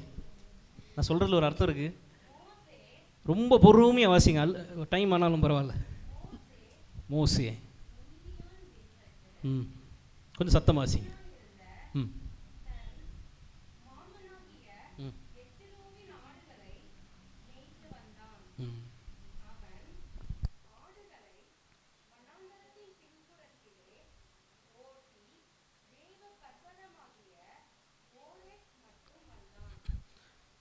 மோசே மீதியான் தேசத்தில் ஆடு மேய்க்கிறாரு. எத்ரோனுடைய ஆடு தேவ பர்வதமாகிய மலைக்கு நேராக வராரு. நம்ம சிம்பிளாக என்ன பண்ணிடுறோம், வாசிச்சிடுறோம். இந்த இடத்துல மோசே மேய்க்கிறது யாரோட ஆடு? மேய்க்கிறது இந்த இடத்துல மாமனாரனுடைய ஆடு, எத்ரோனுடைய ஆடு. ஆனால் வந்திருக்க இடம் என்ன இடம்? தேவனுடைய பர்வதம். இப்போ மாமனாருடைய ஆடு, ஆனால் வந்த இடம் ஆண்டவருடைய பர்வதம். அப்போது மோசே பாருங்கள், Moses came to the right place but with the wrong flag. அதாவது மோசே வந்த இடம், வந்து சேர்ந்த இடம் சரியான இடம், ஆனால் மேய்த்து கொண்டு வந்த அந்த மந்தை தவறான மந்தை. மாமனாருடைய மந்தையை என்ன பண்ணி கொண்டிருக்காரு, மேய்ச்சிக்கிட்டு வர்றார். ஆனால் தேவ பர்வதத்துக்கு நேராக என்ன பண்ணியிருக்காரு, ஆண்டவருடைய பிரசனத்தில் தான் இருக்கிறார், வந்திருக்கிறார், ஸ்டெப் இன் பண்ணியிருக்கிறார், அடியெடுத்து வைத்திருக்கிறார். அவர் ஆண்டவருடைய பர்வதத்துக்கிட்ட இருக்கிறாரு. ஆனால் ஆடுகள் எத்ரோனுடைய ஆடுகள், அவனுடைய ஆடுகள் கிடையாது. அப்போது இந்த ஒரு காரியம் ஆண்டவருக்கு போதும். மோசே, நீ சரியான இடத்துல இருக்கிற, நான் தவறான மந்தையோடு கூட இருக்கிற, நீ இந்த ஒரு காரியம் ஆண்டவருக்கு போதுமானதாக இருந்துச்சு அவருடைய பாரத்தை இறக்கி மோசேவின் இடத்துல ஷேர் பண்ணுறதுக்கு. அப்போது ஆண்டவர் ரொம்ப வாட்ச் பண்ணிக்கிட்டே இருந்தார், யாராவது கிடைப்பானா என்னுடைய பாரத்தை ஷேர் பண்ண அப்படின்ட்டு. ஆண்டவர் நினச்சிருக்கிறாரு, நம்ம கண்டிப்பாக ஏதாவது ஒன்று ஷேர் பண்ணி ஆகணும் பாரத்தை. ஏன்னா அந்த இடத்துல அழுக தாங்க முடியல, எபிரேய மக்களுடைய கூக்குரல் தாங்க முடியல. இப்போது அந்த ஒரு பக்கத்தில் ஆண்டவருக்கு ப்ரெஷர் ஏறுது, இன்னொரு இடத்துல ஆண்டவர் சர்ச் பண்ணிகிட்டு இருக்கார், தேடிக்கிட்டு இருக்கார், யாரை நான் அனுப்புவேன் அப்படின்ட்டு. இப்போ இந்த மாதிரி இடத்துல மோசேவை அந்த தேவ பர்வதமாகி அந்த இடத்துல பார்த்த உடனே ஆண்டவர் ஃபிக்ஸ் பண்ணிடுறாரு, இதுதான் அந்த நபர். இந்த நபர் கூட தான் நான் என்ன பண்ண போகிறேன், நான் பேச போகிறேன், இந்த நபரை தான் நான் சூஸ் பண்ணியிருக்கிறேன், இந்த நபர்கிட்ட தான் நான் என்னுடைய பாரத்தை இறக்கி வைக்க போகிறேன் அப்படின்ட்டு ஆண்டவர் ஒரு முடிவு பண்ணுகிறார் அந்த நாளில். அப்போது ஒரு அற்புதமான ஒரு காரியத்தை நம்ம பார்க்குறோம். ஆண்டவர் வானத்தையும் பூமியும் படைத்த ஆண்டவர், மலைகள் எல்லாவற்றையும் படைத்த ஆண்டவர், அவரே மோசேவனுடைய பெயரை சொல்லி என்ன பண்ணுறாரு, அந்த முச்செடியில் தரிசனமாகிறார் நம்ம பார்க்குறோம். தேவ தூதன் தோன்றி அப்படின்னு இருக்கும். பழைய ஏற்பாட்டில் தேவ தூதன் ஆனவர் அப்படின்னா அது பிறக்காத இயேசுவுக்கு அடையாளம். அப்போ இயேசுன்னு சொல்ல முடியாது, அது முன்னாடி சொல்லியிருக்கேன். அப்போ பிறக்கப்படாத அனுப்பப்படாத இயேசு முன்பதாக இருந்த ஸ்டேஜ் தேவதூதன்னா ஆண்டவர் தான் அந்த இடத்துல தேவதூதன் ஆனவர் அப்படின்ட்டு. அப்போது அந்த முட்செடியில் ஆண்டவர் என்ன பண்ணுகிறார், தரிசனமாகிறார், மோசேவனுடைய பேரை கூப்பிடுறார். இப்போது அந்த அந்த அந்த மீதியான் தேசத்தில் மோசேவனுடைய பெயர் யாருக்குமே தெரியாது. ஆண்டவர் சரியாக என்ன பண்ணுகிறார், மோசேவனுடைய பெயரை கூப்பிடுகிறார், மோசே மோசே அப்படின்னு சொல்லிட்டு நம்ம அடுத்து பார்க்குறோம். அது ரொம்ப பெரிய சப்ஜெக்டாக போகும். அதனால் அந்த எரியிற அந்த முட்செடியிலிருந்து ஆண்டவர் தரிசனமாகிறார், அவருடைய பாரத்தை என்ன பண்ணுகிறார் சொல்லுகிறார். பிறகு மோசே ஆண்டவருடைய அழைப்பை பெற்ற பிறகு அப்போ பல வாக்குவாதம் பண்ணுறாரு, என்னால் முடியாது அப்படி இப்படின்றாரு. ஆண்டவர் எப்படியோ அவன் சொன்ன எல்லா காரியத்துக்கும் தலையாட்டி சரிப்பா ஏதாவது பண்ணிக்கிறேன் அப்படின்றாரு. இல்லை நீ தான் போகணுன்றாரு.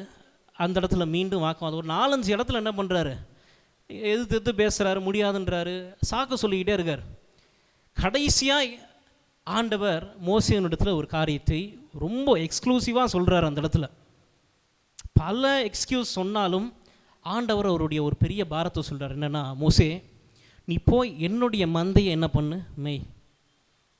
நீ போ மோசே, போயிட்டு என்னுடைய மந்தையை கொண்டு வா, என்னுடைய ஆடுகளை என்ன பண்ணு நீ கொண்டு வா அப்படின்றார் ஆண்டவர். பொதுவாக என் ஆடுகளை மெய்ப்பாயாக அப்படின்னா நமக்கு என்ன ஞாபகம் வரும்? என்ன ஞாபகம் வரும்? பேதுரு ஞாபகம் வரும். ஆண்டவர் பேதுருவை பார்த்து சொல்லுகிறார், என் ஆடுகளை மேய்ப்பாயாக பேதுருவே, நீ மேய்க்கிறியா கொஞ்சம் அப்படின்ட்டு. ஆனால் இந்த பழைய ஏற்பாட்டில் பார்க்குறோம், மோசேவுக்கு ஏற்கனவே என் ஆடுகளை மேய்ப்பாயாக என்ன பண்ணியிருக்கிறாரு. பழைய ஏற்பாட்டில் இந்த காரியத்தை ஆண்டவர் சொல்லியிருக்கிறார். ஏதோ புதுசாக பேதுருக்கிட்ட மாத்திரம் தான் சொல்லலை இந்த காரியத்தை. மோசேவின் இடத்துல இந்த எசன்ஸ் தான் சொல்லுகிறார், இந்த காரியத்தை தான் சொல்லுகிறார். வார்த்தை மாறலாமே தவிர இதுதான் அவர் மனசில் இருந்தது பாரம். என்னுடைய ஆடுகளை மேய்ப்பாயா மோசே, என்னுடைய ஆடுகள் அங்கே இருக்குது, போய் என்ன பண்ணு நீ கொண்டு வரணும் அப்படின்றார். கடைசியாக மோசே அவனிடத்தில் ஆண்டவர் மல்லு கட்டுறார். இப்போது ஆண்டவர் இடத்துல மோசே மாட்டினது போய் மோசேவனிடத்தில் ஆண்டவர் மாட்டிக்கொள்கிறார். இப்போது இல்லாத சாக்கு சொல்கிறார், ஆண்டவரே நான் அவங்கள அனுப்புங்க, நான் இப்படி எனக்கு பேச தெரியாது பழக தெரியாது. ஒரு கண்டிஷன் கடைசியாக ஆண்டவர் எப்படியோ காம்ப்ரமைஸ் பண்ணுறாரு அந்த மோசேவை. கடைசியாக இந்த மோசையை விடுற மாதிரி தெரியல. இந்த விபிஎஸ் நடக்கும்பொழுது ஒரு குரூப்பாக போவானுங்க பசங்க கீழே, டே எங்கடா போகிற அப்படின்னா, அண்ணா நான் பாத்ரூம் கீழே இருக்கடா போங்கடா அப்படின்னா, எனக்கு தெரியாத நான் எங்கே போக அப்படின்னு. இங்கே இருக்கடா நான் காமிச்சு விடுறேன் கையை, ஆனால் நான் அவனுக்கு தான் நான் தெரியும், அவனையும் கொஞ்சம் என்ன பண்ணுறேன் கூட்டிகிட்டு போகிறேன். 2 பேர் போனால் பத்தாதா, ஆனால் இல்லைண்ணா எங்களுக்கு எல்லாத்துக்குமே வருது அப்படின்றான். அப்போது மோசே பாருங்க இந்த இடத்துல தனியாக போப்பான்னு ஆண்டவர் சொல்கிறாரு. இல்லை நான் தனியாக போக மாட்டேன், எனக்கு தெரியாது பழக்கம் இல்லை. ஆரோனை அண்ணனும் என்ன பண்ணோம் கூட வந்தே ஆகணும் அடம் பிடிக்கிறார். ஆண்டவர் சரி போ, அதானே கேட்குற, ஆரோனு தானே கேட்குற, சரி போ கூட போ அப்படின்னு கூட்டிகிட்டு போக சொல்லிட்டார். இப்போது இந்த ஒரு கண்டிஷன் மோசே வைக்கிறாரு, கூட யாராவது கூட்டிகிட்டு போகிறன்ட்டு. ஆண்டவர் அதையும் என்ன பண்ணுகிறாரு, அதையும் ரிக்வெஸ்ட்டை கிராண்ட் பண்ணுகிறார், ஓகே போ அப்படின்ட்டு. இப்போ மோசே ஓரேப் மலையிலிருந்து அந்த தரிசனத்தை பெற்ற பிறகு அந்த பகுதியிலிருந்து தன்னுடைய மாமனாருடைய ஆட்டை மேய்த்து கொண்டு வீட்டுக்கு வந்தாச்சு அன்னைக்கு. இப்போது ஆண்டவருடைய அழைப்பு 2 வகையில் இருக்குது. ஆண்டவருடைய அழைப்பு வந்து காட்ஸ் காலிங். ஆண்டவருடைய அழைப்பு 2 வகையில் இருக்குது. ஒன்று ஓப்பன் கால், வேலையாட்கள் தேவை, எனக்கு அறுக்கிறதுக்கு ஆள் தேவை, கதிரெலாம் அப்படியே இருக்குது, இது ஒரு ஓப்பன் கால். இது வந்து எல்லா விசுவாசிகளுக்கும் இந்த கால் உண்டு. எனக்கு அழைப்பே இல்லைன்னு யாரும் சொல்ல முடியாது. இயேசுவை ஏற்றுக்கொண்ட அந்த நாளிலிருந்தே உங்களுக்கு எனக்கும் இந்த ஆத்ம அந்த அறுவடைக்கான ஊழியத்தை ஆண்டவரே கொடுக்குறார். ஆண்டவரே தான் ஓப்பன் கால் தராரு. அறுவடை மிகுதி, வேலையால் என்ன பண்ணுது கம்மியாக தான் இருக்குது, நீங்கள் எல்லாரும் வாங்கன்றார். இது ஓப்பன் கால், எல்லாரையும் வர சொல்கிற ஒரு காலிங். இன்னொன்று ஸ்பெசிஃபிக் கால், ஸ்பெஷல் கால். தனிப்பட்ட வகையில் ஆண்டவர் ஒரு நபரை ஒரு குறிப்பிட்ட வேலை பண்ணுவதற்காக அழைக்கிறது ஸ்பெசிஃபிக் கால். இப்போ ஓப்பன் கால் எல்லாருக்கும் இருக்குது, ஸ்பெசிஃபிக் கால் ஒரு சிலருக்கு மாத்திரம்தான் ஆண்டவர் தருகிறார். எல்லாருக்கும் இந்த ஸ்பெஷல் கால் கிடையாது. ஸ்பெஷல்ன்றதால மற்றவங்கெல்லாம் ரொம்ப கம்மி அப்படி கிடையாது. இந்த நபரை கொண்டு இதை செய்ய முடியும்னு ஆண்டவர் ஒரு தீர்மானம் வச்சுருக்கிறாரு. அந்த நபரை கொண்டு அந்த பிளானை பண்ண முடியும் என்னால் அப்படின்னு ஆண்டவர் திட்டமிட்டு, இது ஆண்டவரோட டிசிஷன். ஓப்பன் கால் வந்து நம்மளே வாலண்டியராக போகலாம். ஆனால் ஸ்பெஷல் கால், ஸ்பெசிஃபிக் கால் அப்படின்றது நம்மளே போய் என்னை ஏற்றுக்கோங்களாம் ஆண்டவர் ஏற்றுக்க மாட்டார். ஆண்டவராக நம்மளை பார்த்து செலக்ட் பண்ணணும். அந்த அந்த அந்த ராஜா அந்த கோலை நீட்டணும், நம்மளாம் போய் நீட்டுங்கன்னு சொல்ல முடியாது. ஆண்டவராக பார்த்து அந்த காலிங்கை நமக்கு தரணும், அந்த அழைப்பை நமக்கு தரணும். இதுதான் ஸ்பெஷல் கால். இந்த 2 வகை கால் இருக்குது. அப்போது இந்த மோசேவுக்கு ஆண்டவர் அன்றைக்கு ஓப்பன் கால் தரலை, ஸ்பெஷல் காலை தர்றார். ஒரு முக்கியமான ஒரு அழைப்பை ஆண்டவர், ஒரு சிறப்பான ஒரு அழைப்பை என்ன பண்ணுகிறாரு, ஒரு குறிப்பிட்ட காரியத்தை பண்ணுவதற்காக அவருடைய மந்தையை மேய்த்து கொண்டு வருவதற்கான காலிங்கை அன்னைக்கு ஆண்டவர் தருகிறார். இப்போ இன்றைக்கு இந்த இன்சிடெண்ட்லேருந்து, இந்த சம்பவத்திலேருந்து நம்ம ஒரு முக்கியமான சில காரியங்களை குறித்து நம்ம தியானிக்க போகிறோம் வேதத்திலிருந்து. அப்போது இதுக்கு முன்பதாய் இன்றைக்கு செய்தியில் நம்ம கம்பேரிட்டிவாக படிக்க போகிறோம், அதை தியானிக்க போகிறோம். என்ன பார்க்க போகிறோன்ட்டு நம்ம இப்போ படிக்க போகிறோம் அந்த வசனத்தை, அந்த அதிகாரத்தை. ஒரு இப்போது ரைட் பிரெயின் லெஃப்ட் பிரெயின் இருக்குது அப்படின்னு சொல்கிறாங்க சயின்டிஸ்டில். ஒரு மனுஷ சரீரத்தில் அவருடைய மூளைக்குள்ள ரைட் பிரெயின் லெஃப்ட் பிரெயின் இருக்கான், 2 பகுதியாக 2 ரூம் மாதிரி பிரிஞ்சிருக்கான். இப்போது நம்ம தியானிக்க போகிற அதிகாரத்தை ஏதாவது ஒரு பக்கத்தில் வைங்க, 3வது அதிகாரத்தை இன்னொரு பக்கத்தில் வைங்க, ரொம்ப க்ளோஸாக அதை கவனிங்க. ஆண்டவர் நம்மளோட கூட பேசுவார். 19வது அதிகாரம் 1வது வசனம் 2வது வசனம் வாசிப்போம். 19வது அதிகாரம் யாத்திராகமம் 19வது அதிகாரம் 1வது வசனமும் 2வது வசனத்தையும் வாசிப்போம். இஸ்ரவேல் புத்திரர் எகிப்து தேசத்திலிருந்து புறப்பட்ட 3ஆம் மாதம் 1ஆம் நாளிலே சீனாய் வனாந்திரத்தில் சேர்ந்தார்கள். அவர்கள் ரெவிதீமில் இருந்து பிரயாணம் புறப்பட்டு சீனாய் வனாந்திரத்தில் சேர்ந்து அந்த வனாந்திரத்தில் பாளையம் இறங்கினார்கள்.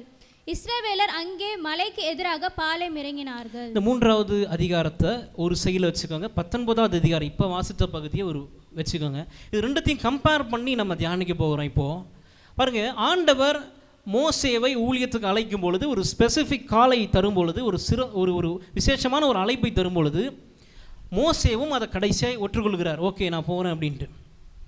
அப்போது 3 அற்புதமான காரியத்தை ஆண்டவர் மோசேனிடத்தில் தருகிறார், அவனுடைய வாழ்க்கையில் வைக்கிறார். அப்போது ஆண்டவர் ஒரு நபரை ஒரு முக்கியமான ஒரு அழைப்பை கொடுத்து கூப்பிடும் பொழுது இந்த 3 காரியத்தை, முக்கியமான காரியத்தை அவனுடைய வாழ்க்கையில் வைக்கிறார். அவனுக்கு ஆண்டவர் செய்கிறதை நம்ம பார்க்குறோம். அப்போது மோசேவை ஆண்டவர் அழைக்கும் பொழுது முதலாவது காரியம் என்ன கொடுக்கிறார் அப்படின்னு பார்த்தீங்கன்னா, புதிய அடையாளத்தை தருகிறார். புதிய அடையாளம் ஆண்டவர் தருகிறார். முன்பதான் எகிப்தில் பார்க்குறோம், இதே மோசே அவனுடைய வாழ்க்கை வேறு மாதிரி இருந்தது. ரொம்ப பெரிய லக்ஸூரியஸ் லைஃப், ரொம்ப செழிப்பான வாழ்க்கை அவனுக்கு, நல்ல ஃபஸ்ட் கிளாஸான ஃபுட், அவனுக்கு நல்ல ஆகாரத்துக்கெல்லாம் பஞ்சம் இல்லை. அப்போது அவனுக்கு கீழே இப்போது இன்றைக்கி மாதிரி கொடை பிடிக்கிற மாதிரி ஒரு ஆள், விசிறுற மாதிரி ஒரு ஆள், ஒரு பஞ்சமும் கிடையாது, வெயில் படாத ஒரு நபர் மாதிரி. அடுத்து அவனை சுற்றிலும் வேலையாட்கள் இருக்காங்க எப்போ பார் கூடவே. அப்போ அவனை எதிர்த்து கேள்வி கேட்குறதுக்கு அங்கே யாருமே கிடையாது அங்கே. அப்போ அவனுக்கு பாடுனா என்னன்னு தெரியாது, கஷ்டம்னா என்னன்னு தெரியாது, வேர்வனா என்னன்னு தெரியாது. ராஜாவுனுடைய என்ன மகன், அவன் ராஜாவுனுடைய குமாரன், அதனால் ஒன்றுமே தெரியாது. நல்லா வசதியாய் வாழ்ந்த ஒரு மனுஷன் மோசே. அப்போ மோசே யார் கீழேயே இருந்து பழக்கமே கிடையாது. பல ஜனங்கள் இவனுக்கு கீழே தான், ராஜானுடைய குமாரனுக்கு கீழே தான் பல ஜனங்கள் இருந்திருக்காங்களே தவிர மோசே ஒருபோதும் அவனுக்கு யாருக்கு கீழேயும் மோசே இருந்ததே கிடையாது. அப்போது இங்கே பார்க்குறோம், மோசே ஒரு சாதாரண நபர் கிடையாது. எகிப்தில் சகல கலையும் கற்று தேர்ந்தவன் வாசிக்கிறோம் நம்ம இல்லை. அப்போது அவனுக்கு தெரியாத ஸ்கில்லே கிடையாது. இப்போ இன்றைக்கு நம்ம மெட்ரிகுலேஷன் இருக்குது, சிபிஎஸ்சி இருக்குது, அங்கே இது ஐசிஐசி போர்டு இருக்குது, காலேஜ் இருக்குது, என்னென்னமோ யூனிவர்சிட்டிஸ் இருக்குது. அப்போ இந்த மாதிரி காலேஜ் யூனிவர்சிட்டிஸ்லாம் கிடையாது. வில்லு, அம்பு, குதிரை ஏற்றல், யானையை மேய்க்கிறது, யானையை கட்டுப்படுத்துறது, தந்திரமாக ஒரு இடத்துல போய் செயலாடுறது, எப்படி நம்ம இராணுவத்தில் பணியாற்றணும், எப்படி தந்திரமாக ஸ்கெட்ச் பண்ணணும் அப்படின்ட்டு எல்லாம் சகல கலைகளையும் கற்று தேர்ந்த ஒரு நபர் இந்த மோசே. சாதாரண ஆள் கிடையாது. நம்ம ஏதோ ஆடு மேய்ச்சிட்டு இருந்த உடனே ஓகே பெரிய தாடி அப்படியே இருந்திருக்கும், ஒரு அழுக்கான சட்டை போட்டிருப்பார் நம்ம நினைக்கிறோம், ஒன்றுமே தெரியாது போல் அவனுக்கு அப்படின்னு. ஆனால் எகிப்தில் அவனுக்கு தெரியாத கலைகளே கிடையாது. அதே மாதிரி படிப்புலையும் மோசேவை அடித்துக் கொள்வதற்கு ஆள் கிடையாது. புதிய ஏற்பாட்டில் பவுல் கமாலியலுக்கு கீழே கற்றுக்கொண்டார், அந்த காலத்து டாக்டரேட் மாதிரி. பழைய ஏற்பாட்டில் டாக்டரேட் வாங்கினது மோசே தான். சகல கலைகளையும், எகிப்தில் இருக்கிற எல்லா ஸ்கில்ஸ் அண்ட் விஸ்டம், எல்லா புத்தகங்களையும் படித்த ஒரு மனுஷன், எல்லா கலைகளிலும் தேர்ந்த ஒரு மனுஷன். வெறும் கற்றுக்கிட்டது மாத்திரம் கிடையாது, அதில் எக்ஸ்பர்ட்டாக இருக்கக்கூடிய ஒரு மனுஷன் தான் இந்த மோசே. அப்போது சகலவற்றையும் கற்றுக்கொண்டு ஒரு டாக்டரேட் லெவல் அன்னைக்கு இருக்கிறார் அன்னைக்கு மோசே. அப்போது இந்த மோசே குடும்பத்தை இழந்தாச்சு. அப்போ அவனுடைய நண்பர்களை, அவனுடைய அரண்மனை வாழ்க்கையை இழந்தாச்சு. இந்த இடத்துல, இந்த வசனத்தில் நம்ம பார்க்குறோம், 3வது அதிகாரத்தில் எத்ரோனுடைய ஆடுகளை மேய்த்து கொள்ளும் பொழுது அவனுடைய கற்றுக்கொண்ட எல்லா ஈப்திய ஸ்கில்லு, அங்கே இருக்க எல்லா அந்த கலைகள் எல்லாம் மறந்து போச்சு அவனுக்கு. அதெல்லாம் யூஸ்லெஸ் ஆகிடுச்சு, ஒன்றுமே உபயோகப்படுத்தலை. அவன் படித்த புக்ஸ் எல்லாம் என்ன ஆகிடுச்சு, அவன் கற்றுக்கொண்ட காரியம் எல்லாம் வேஸ்ட் ஆகிடுச்சு, அதில் பிரயோஜனமே கிடையாது அவனுக்கு. அவனுடைய மொழி மாறிடுச்சு, அவனுடைய அடையாளம் மாறிடுச்சு, அவனுடைய நம்பிக்கை, வாழ்க்கைக்கான நம்பிக்கை முடிஞ்சிருச்சு, அவனுடைய விசுவாசம் போயிடுச்சு, அவனுடைய மதிப்பு, அவனுடைய மரியாதை எல்லாம் என்ன பண்ணிடுச்சு. ராஜ வாழ்க்கையிலிருந்து ஒருத்தர் இங்கே வருகிறாருன்னா பாருங்கள். ஒருவேளை புத்தருடைய கதை இதிலிருந்து தான் எடுத்திருப்பாங்களோன்னு எனக்கு ஒரு ஆச்சரியமாக இருக்குது. ராஜ வாழ்க்கையிலிருந்து ஒன்றும் தெரியாத ஒரு வாழ்க்கையில், அதை ஹிஸ்ட்ரி படிச்சிங்கன்னா தெரியும். அப்போது அன்றைக்கே 6000 வருஷம் 4000 வருஷம் முன்பதாகவே மோசே கலைகளை கற்றுக்கொண்டு ஒன்றும் இல்லாமல் ஒரு இடத்துக்கு என்ன பண்ணுகிறார், வருகிறதை நம்ம படிக்கிறோம், நம்ம பார்க்குறோம். இப்போது மோசே தெரியாதத்தனமாக அன்னைக்கு ஓரேப்னு இடத்துக்கு வந்தாச்சு, ஆடுகளை மேய்த்து கொண்டு. அந்த அன்னைக்கு மோசே தேவனுடைய பர்வதத்துக்கு வரும்பொழுது சாதாரண மனுஷனாய் தான் வந்தார். ஏதோ எத்ரோனுடைய மருமகனாய் ஏதோ ஒரு ஆளாய் வருகிறார் அந்த இடத்துல. ஆனால் இந்த இடத்துல 19வது அதிகாரத்தில், அங்கே 3வது அதிகாரத்தில் எத்ரோனுடைய மருமகனாய் ஒரு ஆள் அட்ரஸே இல்லாத ஒரு சாதாரண நபராய் வருகிறார். 19வது அதிகாரத்தில் எப்படி வருகிறார்? ஆண்டவருடைய ஊழியக்காரனாக வருகிறார் அந்த இடத்துல. அப்போ பாருங்கள், முன்பதான் யாருக்குமே மோசேவை தெரியாது அந்த இடத்துல. இப்போது ஒரு திரள் கூட்ட ஜனத்துக்கே மோசேவை தெரியுது. அந்த இடத்துல மோசேவனுடைய அவசியம் யாருக்குமே கிடையாது. அந்த இடத்துல மீதியானில் மோசே இருந்தால் தான் ஒரு வேலை நடக்கும்லாம் கிடையாது. ஆனால் இந்த இடத்துல 19வது அதிகாரத்தில் நம்ம பார்க்குறோம், இஸ்ரவேல் மக்கள் கிட்ட அந்த எபிரேய மக்களை வெளியே கொண்டு வரும் பொழுது மோசேவனுடைய உதவி இல்லாமல் யாருக்கும் எதுவும் பண்ண முடியாது. அப்போ அந்த இடத்துல மோசே பாருங்கள், ஒரு யூஸ்லெஸ் லைஃப் தான். 3வது அதிகாரத்தில் அந்த ஓரேபு இடத்துல எத்ரோனுடைய ஆடுகளை மேய்த்து கொண்டு வரும்பொழுது அவனுடைய வாழ்க்கை பிரயோஜனமற்ற வாழ்க்கை தான்.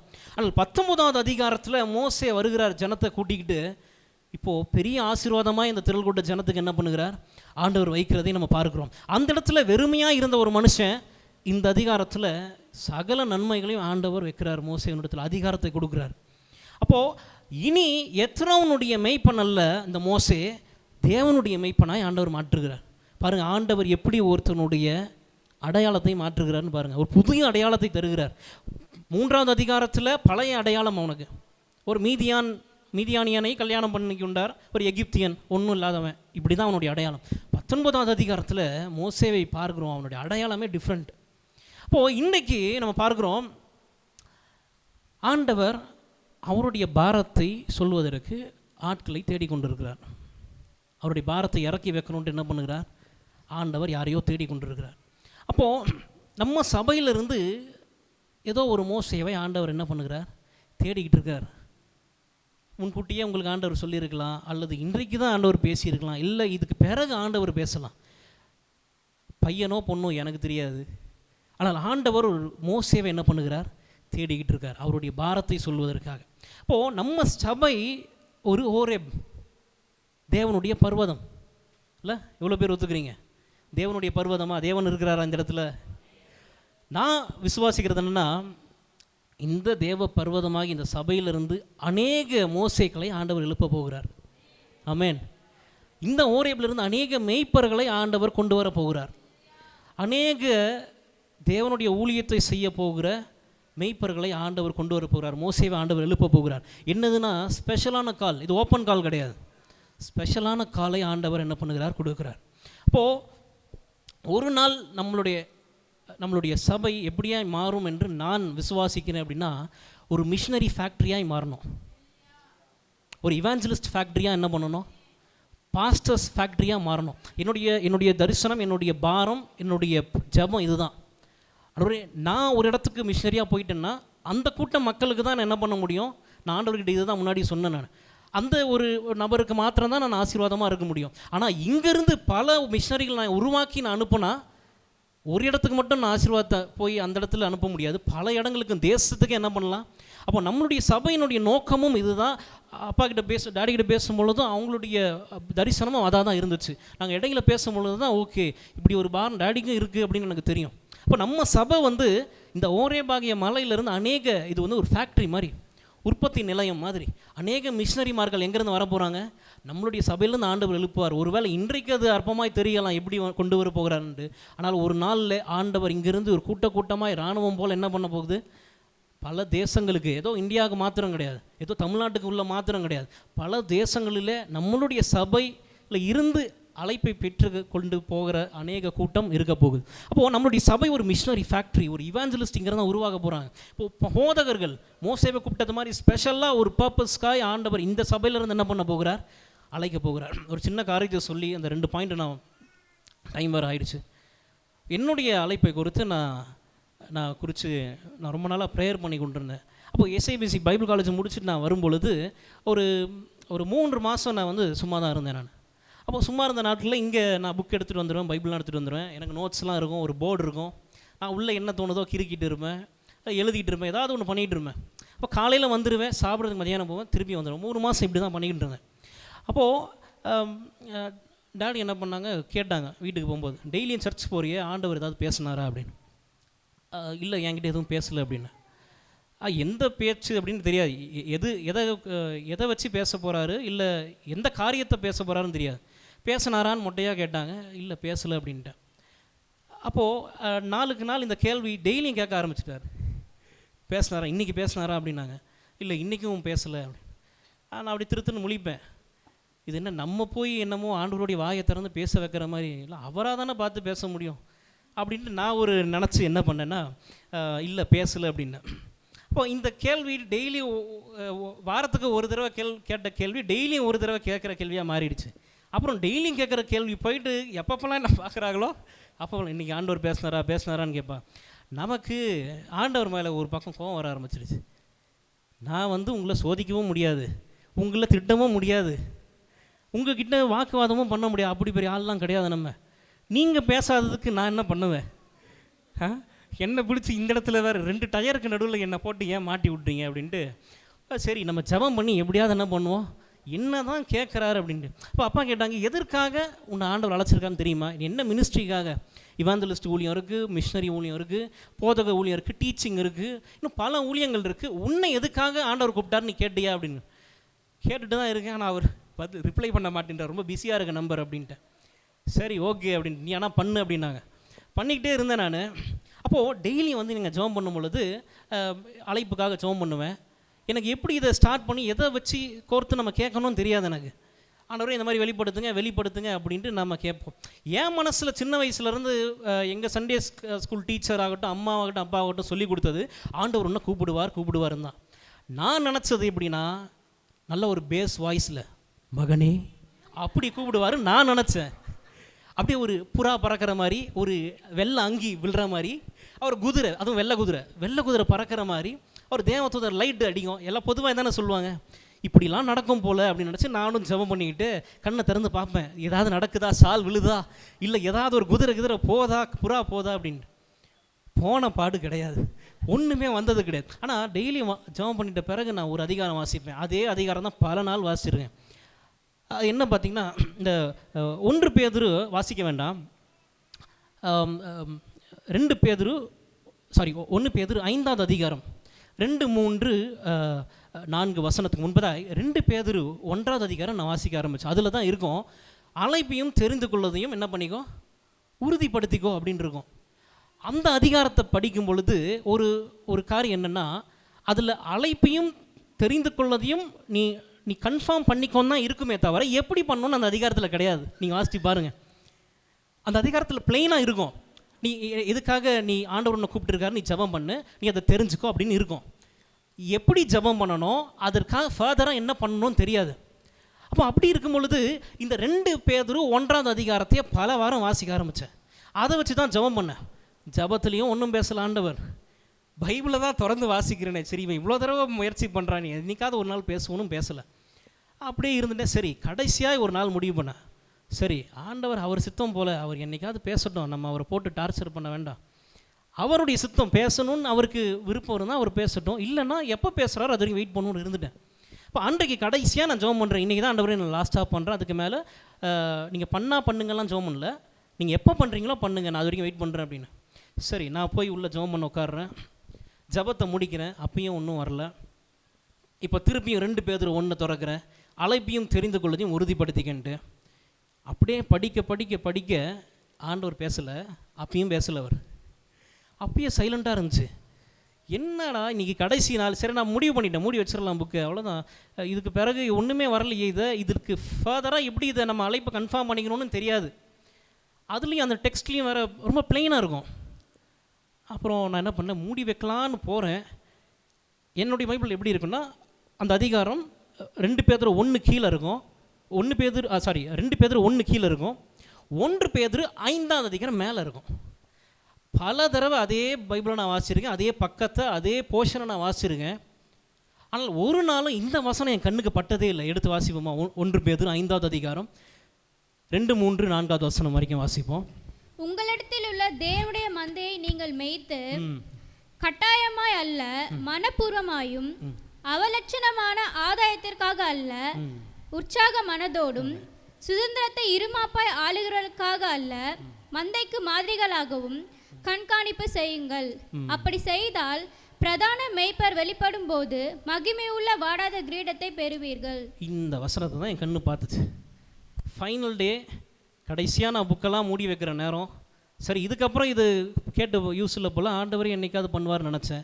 கரெக்டாக அன்னைக்குன்னு மூடி வைக்கிற நேரம் கரெக்டாக எதேர்ச்சியாக என்னுடைய கண்ணு பார்த்துச்சு. அது ஆண்டவர் தான் வெளிப்படுத்தியிருப்பார், அதை காமிச்சிருப்பார், நான் விசுவாசிக்கிறேன். அப்போ அன்னைக்கு எனக்கு முடிவு வந்தது, ஓகே நம்மளை மெய்ப்பனுடைய ஊழியத்துக்கு தான் அழைக்கிறாரு போல் அப்படின்னு. இது ஒரு பெரிய சாட்சி, இதுக்கு அப்புறமா சொல்ல முடியாது, ரொம்ப பெருசு. அது வேறு ஒரு செய்தியில் சொல்கிறேன். என்னுடைய தரிசனமே வேறு. ஆக்சுவலி நான் முன்பதாக வேறு ஒரு காரியமாக ஆகணும்னு நினச்சிட்டு இருந்தேன். அதுக்கு தான் நான் ப்ரேயர் பண்ணிக்கிட்டு இருந்தேன். அதுக்கு ஒரு ரீசன் இருக்குது. ஆனால் இதை ஆண்டவர் கண் முன்னாடி காமிச்சு அன்றைக்கு எனக்கு கன்ஃபார்ம் ஆச்சு, ஓகே இதுக்கு தான் ஆண்டவர் என்ன பண்ணியிருக்காரு, ப்ரீச்சிங் அண்ட் டீச்சிங்காக தான் ஆண்டவர் என்னை கூப்பிட்டுருக்காரு, அழைச்சிருக்காரு. நீ கன்ஃபார்ம் ஆச்சு. அப்போது அன்றைக்கு அது வரைக்கும் அடையாளம்லாம் ஒன்றும் கிடையாது, ஏதோ பைபிள் காலேஜ் முடித்தவன் அவ்வளோதான். அன்றைக்கு அந்த பைபிள் வாசித்த பிறகு தான் ஆண்டவர் என்னை கன்ஃபார்ம் பண்ணுகிறார். அப்போது வாலிபர்கள் நான் சொல்கிற என்கரேஜ் பண்ணுறது என்னென்னா, ஆண்டவர் உங்களுக்கு எந்நேரமும் இந்த முற்செடி தரிசனம் தான் தருவார்னு எதிர்பார்க்கக்கூடாது. ஆண்டவர் அதே பேஸ் வாய்ஸில் தான் பேசுவார், அதே புறாவை கொண்டு தான் அப்படி அனுப்பி பேசுவார்லாம் கிடையாது. உங்கள் பெற்றோர்கள் மூலமாக உங்களுடைய அழைப்பை கன்ஃபார்ம் பண்ணலாம். இங்கே இருக்க ஊழியக்காரர்களை கொண்டு ஆண்டவர் உங்களுடைய அழைப்பை கன்ஃபார்ம் பண்ணலாம். அதனால் ஆண்டவர் இந்த பேட்டர்னில் தான் என்னை கூப்பிடுவார், என்ன பண்ணக்கூடாது, என்ன மாதிரி எதிர்பார்த்து டைம் என்ன பண்ணக்கூடாது, வேஸ்ட் பண்ணக்கூடாது. ஆண்டவர் உங்களுக்குள்ளே தர பாரம், உங்களுக்குள்ளே மனசுக்குள்ளே ஏற்படுகிற பாரமே ஆண்டவருடைய அழைப்பு தான். அப்போ ஸ்பெசிஃபிக்காக ஆண்டவர் அழைக்கும் பொழுது ஸ்பெசிஃபிக்காக ஒரு காரியத்தை ஆண்டவர் உங்களுடைய மனசில் என்ன பண்ணுவார், போடுவார். ஸ்பெசிஃபிக்காக ஆண்டவர் பேசுவார். ஸ்பெசிஃபிக்கான ஒரு வசனத்தை என்ன பண்ணுகிறார், ஆண்டவர் தருகிறார். சரி, இப்போது நேரம் சின்னதாக இருக்கிறதுனால நம்ம 2 பாயிண்ட்ஸ் மட்டும், மீதி இருக்கிற பாயிண்ட்ஸை சுருக்கமாக நான் சொல்லி முடிச்சிடுறேன். இரண்டாவதாய் ஆண்டவர் மோசேனுடைய வாழ்க்கையில் என்ன தருகிறார்னு பார்த்தீங்கன்னா, புதிய மந்தையை ஆண்டவர் தருகிறார். முன்பதாய் புதிய அடையாளத்தை தருகிறார். ரெண்டாவது புதிய மந்தையை ஆண்டவர் தருகிறார். எகிப்தில் இருக்கும் பொழுது மோசே பார்வோனுடைய அரண்மனையில் வளர்ந்தவர், வேலை கிடையாது, ஹார்ட் ஒர்க்லாம் கிடையாது, நூற்றுக்கணக்கான நபர் அவரை சுற்றிலும் இருப்பாங்க. நம்ம பார்த்தோம். நம்ம மோசேவுக்கு எந்த வேலையும் கிடையாது. எகிப்திலிருந்து வந்த பிறகு மோசே எத்ரோனுடைய மேய்ப்பனாய் மாறுகிறார். இப்போது 40 ஆண்டுகள் நம்ம பார்க்குறோம், ஒரே தொழில் தான், சேம் ஜாப், ஒரே வேலையை 40 ஆண்டுகள் சலிக்காமல் பார்க்கணுன்னா எப்படி இருக்கும்ல. அப்போது காலையில் கிளப்பி விடணும், அந்த ஆடுகளை திருப்பி கொண்டு வந்து விடணும், சாயங்காலம் ஃபேமிலியோட டைம் இருப்பார், ஸ்பெண்ட் பண்ணுவார். இதே தான் வழக்கம் அவருக்கு. 40 ஆண்டுகள் ஒரு மனுஷன் ஒரே வேலையை செஞ்சுக்கிட்டு இருந்தால் எப்படி இருக்கும் அவருக்கு. அப்போது அவருடைய மந்தை கிடையாது. முன்பதாய் 3ஆம் அதிகாரத்தில் நம்ம பார்க்குறோம், மோசே மேய்த்து கொண்டு வந்தது எத்ரோனுடைய மந்தைகள். 19ஆவது அதிகாரத்தில் நம்ம பார்க்குறோம், மோசே மேய்த்து கொண்டு வந்தது ஆண்டவருடைய மந்தை. அங்கே 3ஆம் அதிகாரத்தில் சில ஆடுகளை சில மந்தையில் தான் மேய்ச்சிக்கிட்டு வந்தார். 19ஆவது அதிகாரத்தில் ஒரு தேசத்தையே மேய்ச்சிக்கிட்டு என்ன பண்ணுறாரு, வெளியே வராரு. அந்த இடத்துல மோசேவனுடைய கை 3ஆவது அதிகாரத்தில் எத்ரோவன் முன்பதாய் கட்டி கொண்டு இருந்தது. ஏன்னா வேலை போட்டு தராருல பாஸ், அவர் தான். என்ன தான் மாமனாராக இருந்தாலும் அவருக்கு கீழே தான் இவர் அடிமை மாதிரி வேலை பார்த்தாகணும். ஆனால் 19ஆவது அதிகாரத்தில் நம்ம பார்க்குறோம், ஒரு திரள் கூட்ட ஜனமே மோசே முன்பதாய் கை கட்டி நிற்குது. மோசே இல்லைனா அந்த இடத்துல ஒன்றும் நடக்காது. இப்போ சாப்பாடு வேணும்னா மோசேன் இடத்துல கை கட்டி ஆகணும், தண்ணி வேணும்னா மோசேன் இடத்துல கை கட்டி ஆகணும். ஆண்டவர் மந்தையை என்ன பண்ணுகிறார், புதிய மந்தையை ஆண்டவர் தருகிறார். முன்பதாய் நம்ம பார்க்குறோம், எகிப்தில் இந்த இஸ்ரவேல் ஜனங்கள், இந்த எபிரேயர்கள் இருந்தாங்க, அடிமைத்தனத்தில் இருந்தாங்க, பிரச்சனை போராட்டத்தில் இருந்தாங்க. 19ஆவது அதிகாரத்தில் நம்ம வாசித்து பார்க்குறோம், ஆண்டவர் மோசேவை கொண்டு அந்த இஸ்ரவேல் ஜனத்தை வெளியே கொண்டு வருகிறார். அவர்களை அவர்களுடைய இடுக்கண்களிலிருந்து வெளியே என்ன பண்ணுகிறார், விடுவிக்கிறார்னு வாசிக்கிறோம். பாருங்கள், ஆண்டவர் நினச்சிருப்பார் அந்த இடத்துல, நீ எத்ரோனுடைய மெய்ப்பனாக இருந்தது போதும், அவனுக்கு ஒரு புதிய மந்தை என்ன பண்ண போகிறேன், தரப்போகிறேன். என்னுடைய மந்தையை நீ என்ன பண்ணு, மெய் அப்படின்ட்டு ஆண்டவர் என்ன பண்ணுறார், என்னுடைய ஆடுகளை மெய்ப்பாயான்னு கேட்குறார். அப்போ இந்த காலத்தில் நம்ம ஆண்டவருடைய பிரசன்னத்தில் இருப்போம், ஆண்டவருடைய சமூகத்தில் இருப்போம், ஆண்டவருடைய சபை, ஆண்டவருடைய ஓரேபில் இருப்போம், ஆண்டவருடைய பர்வதத்தில் இருக்கலாம், சரியான இடத்துல தான் இருக்கும் அப்படின்னு நம்ம நினைக்கலாம். ஆனால் தவறான மந்தைகளோடு அநேகர் என்ன பண்ணுகிறோம், இருக்கோம். நம்ம இருக்கிற இடமோ சபை, ஆனால் பண்ணுற காரியமோ மந்தை வேறு யாரோ ஒரு மந்தை. ஆண்டவருடைய மந்தையோடு கூட நம்ம கிடையாது. ஆண்டவருடைய மந்தையை மேய்க்கிற நபர்களாய் நம்ம கிடையாது. வேறு ஏதோ ஒரு பின்னாடி என்ன பண்ணிக்கிட்டு இருக்கோம், சுற்றிக்கிட்டு இருக்கிறதை ஆண்டவர் இன்னைக்கு உணர்த்துவார்னு நம்ம விசுவாசிக்கிறேன். அப்போ ஆண்டவர் கூப்பிடும் பொழுது, அவர் அழைப்பை தரும் பொழுது, அவர் உங்களை அவருடைய மந்தைக்கு மெய்ப்பனா என்ன பண்ணுகிறார், மாற்றுகிறார் என்று வாசிக்கிறோம். ஒரு கூட்ட ஜனத்தையே வழி நடத்தக்கூடிய வல்லமையை ஆண்டவர் என்ன பண்ணுகிறார், அந்த இடத்துல தருகிறார். மூன்றாவதாக நம்ம பார்க்கிறோம், ஆண்டவர் மோசேவை அழைக்கும் பொழுது, ஊழியத்தை தரும் பொழுது ஆண்டவர் கொடுத்த மூன்றாவதான காரியம், புதிய திசையை கொடுக்கிறார், காண்பிக்கிறார். புதிய திசையை ஆண்டவர் காண்பிக்கிறார். 3வது அதிகாரம்ல நம்ம வாசிக்கிறோம், அவன் ஆடுகளை வனாந்தரத்தின் பின்புறத்திலே ஓட்டி, பிஹைண்ட் த மவுண்டன், பின்னாடி பக்கத்தில் ஓட்டி தேவனுடைய பர்வதமாகிய ஓரேப் மட்டும் வந்தான்னு வாசிக்கிறோம். 19வது அதிகாரத்தில் பார்க்கிறோம், இஸ்ரவேலர் அங்கே மலைக்கு எதிராய் பாளையம் இறங்கினார்கள், அதாவது மலைக்கு முன்பதாய். அங்கே 3வது அதிகாரத்தில் பின்னாடி மேய்த்து கொண்டிருந்த மோசே 19வது அதிகாரத்தில் தேவ ஜனத்தை முன்பதாய் வழி நடத்துகிறார் என்று வாசிக்கிறோம். நம்ம பாருங்கள், சீனாய் மலையும் ஓரேப் மலையும் ஒன்று தான், சைடு தான் டிஃப்ரெண்ட். தேவனுடைய பருவம் ஓரேப்னாலும் சீனாய்னாலும் ஒன்று தான், பக்கங்கள் மாறும். இப்போ மெரினா பீச், கோல்டன் பீச் மாதிரி பீச்சு தான் அது, அது இருக்கிற இடத்த பொறுத்து அதனுடைய பேர் மாறுறது போல் ஓரேப் மலையும் சீனாய் மலையும் ஒன்று தான். அப்போது இங்கே சீனாயின்னு இருக்கே 19 அப்படின்னா ஓரேபும் சீனாயும் ஒரே மலை தான். அப்போது அந்த இடத்துல திசையே தெரியாமல் ஏதோ ஒரு இடத்துல மேய்ச்சி கொண்டிருந்தார். இப்போ திசையை ஆண்டவர் காண்பித்து மலைக்கு முன்பதாய் அவருடைய ஜனத்தை என்ன பண்ணுகிறார், மேய்த்து கொண்டு வருகிறதை நம்ம பார்க்கணும். அதாவது மோசே என்ன பண்ணுறாருன்னா, அவருடைய மந்தையை, ஆண்டவருடைய மந்தையை ஆண்டவரிடத்தில் சேர்க்கிறார். முன்பதாய் நிறுத்தினான், பாளையம் போட்டாங்க அப்படின்னா என்ன அர்த்தம்னா, ஆண்டவர் பார்க்கும்படியாய் இந்த ஜனங்களை வழி நடத்தினான், ஆண்டவருடைய கண் பார்வைக்கு நேராய் சரியாய் செம்மையான பாதையில் வழி நடத்தினான்ற அர்த்தம். இப்போது பாருங்கள், முன்பதாய் ஆண்டவருடைய திட்டத்திலிருந்து பிரசன்னத்திலிருந்து மோசேவனுடைய வாழ்க்கையே தூரமாக இருந்துச்சு, வேறு ஒரு டிஸ்டன்ஸில் இருந்தது, மீதியான் தேசம் வரைக்கும் போயாச்சு அவனுடைய வாழ்க்கை. ஆனால் 19வது அதிகாரத்தில் மோசே தேவனுக்கு முன்பதாய், தேவன் பர்வதத்துக்கு முன்பதாக என்ன பண்ணுகிறார், நிற்கிறார் என்று வாசிக்கிறோம். அந்த இடத்துல 3வது அதிகாரத்தில் நம்ம பார்க்குறோம், மோசேனுடைய வாழ்க்கை பெரிய பிரமாதமான வாழ்க்கைலாம் கிடையாது, நல்ல வாழ்க்கைலாம் கிடையாது. ஆனால் இந்த இடத்துல நம்ம பார்க்குறோம், ஒட்டுமொத்த இஸ்ரவேலுக்குமே ரோல் மாடலாக இருக்கிறார். புதிய திசையை ஆண்டவர் என்ன பண்ணுகிறார், காண்பிக்கிறார். அப்போது மோசே பாருங்கள், அந்த மக்களை வழிநடத்திட்டு வரும்பொழுது தேவனிடத்தில் இருந்து தூரமாய் வாழ்ந்த ஜனத்தை தேவனுக்கு முன்பதாய் நிறுத்துகிறார் மோசே.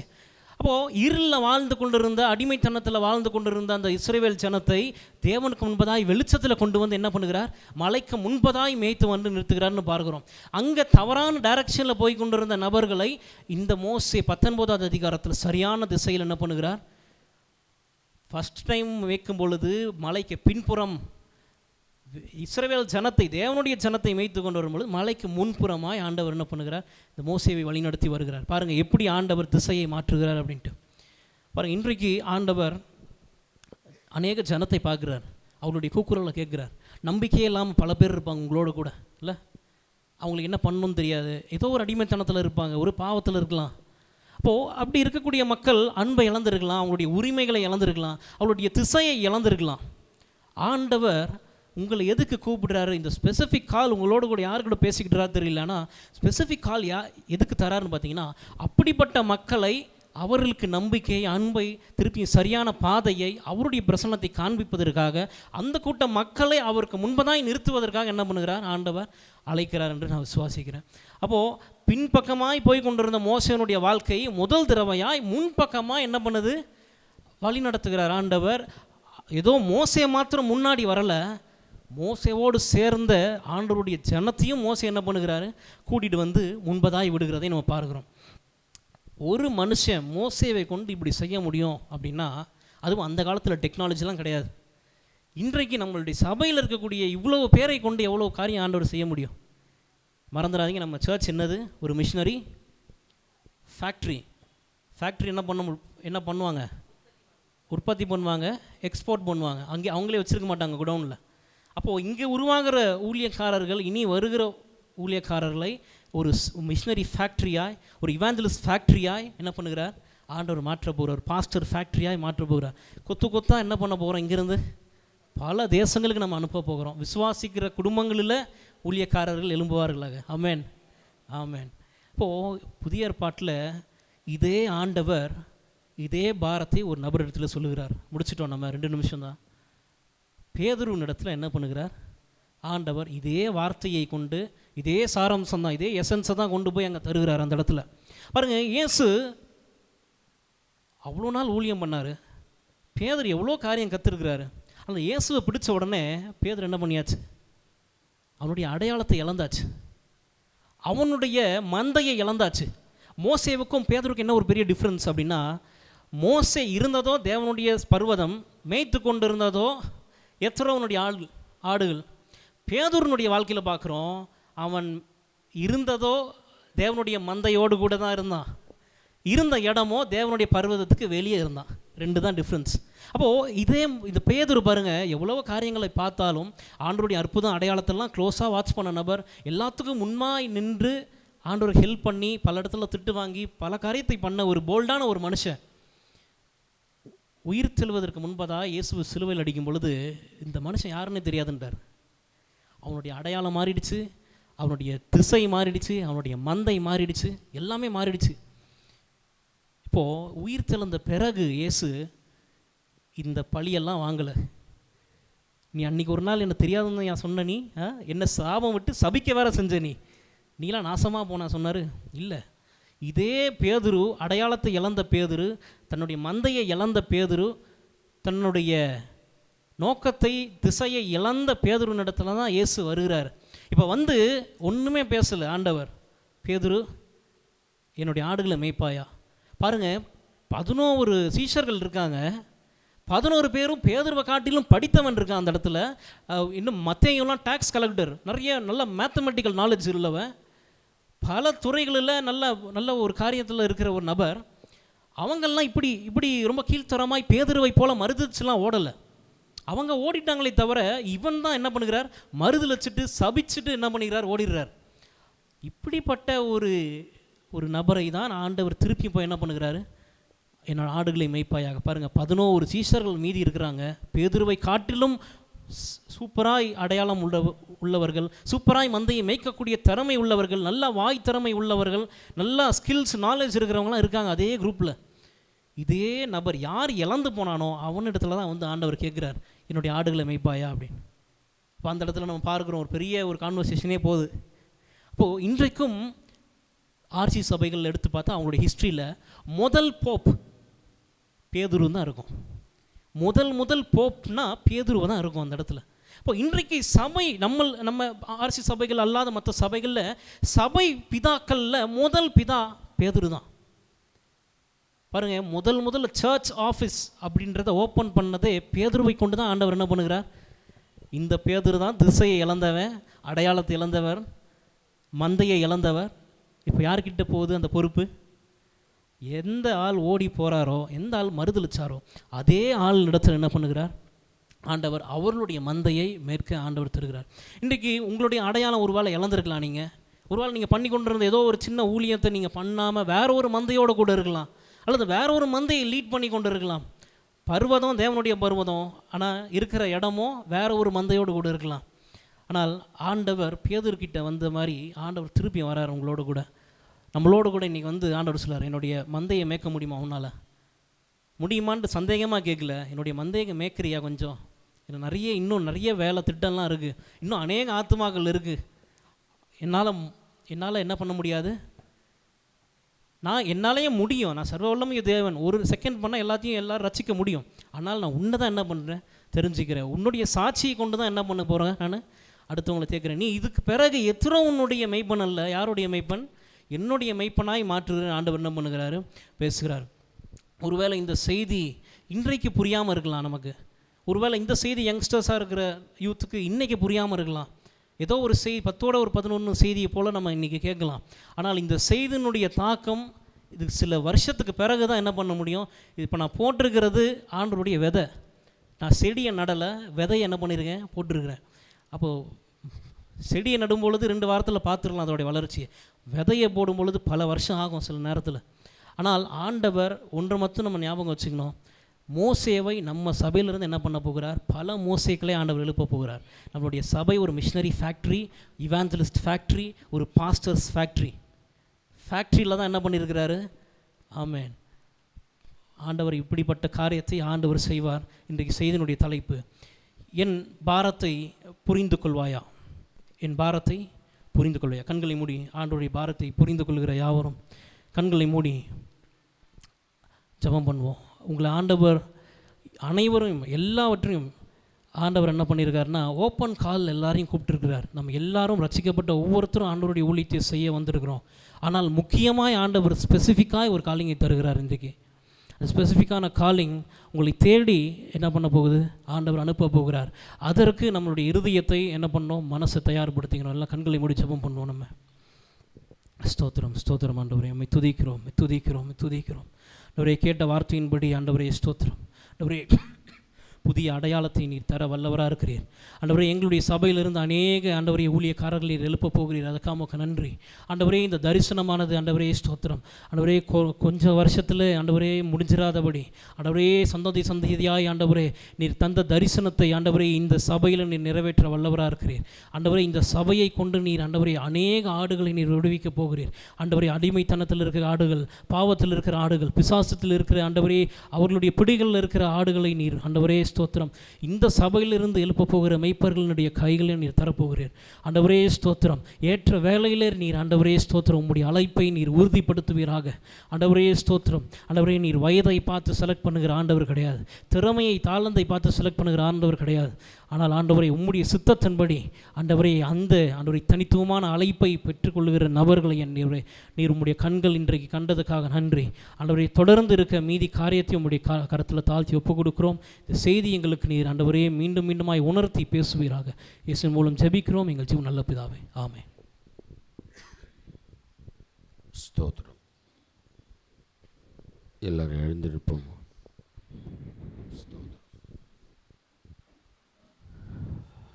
ஸ்தோத்திரம்.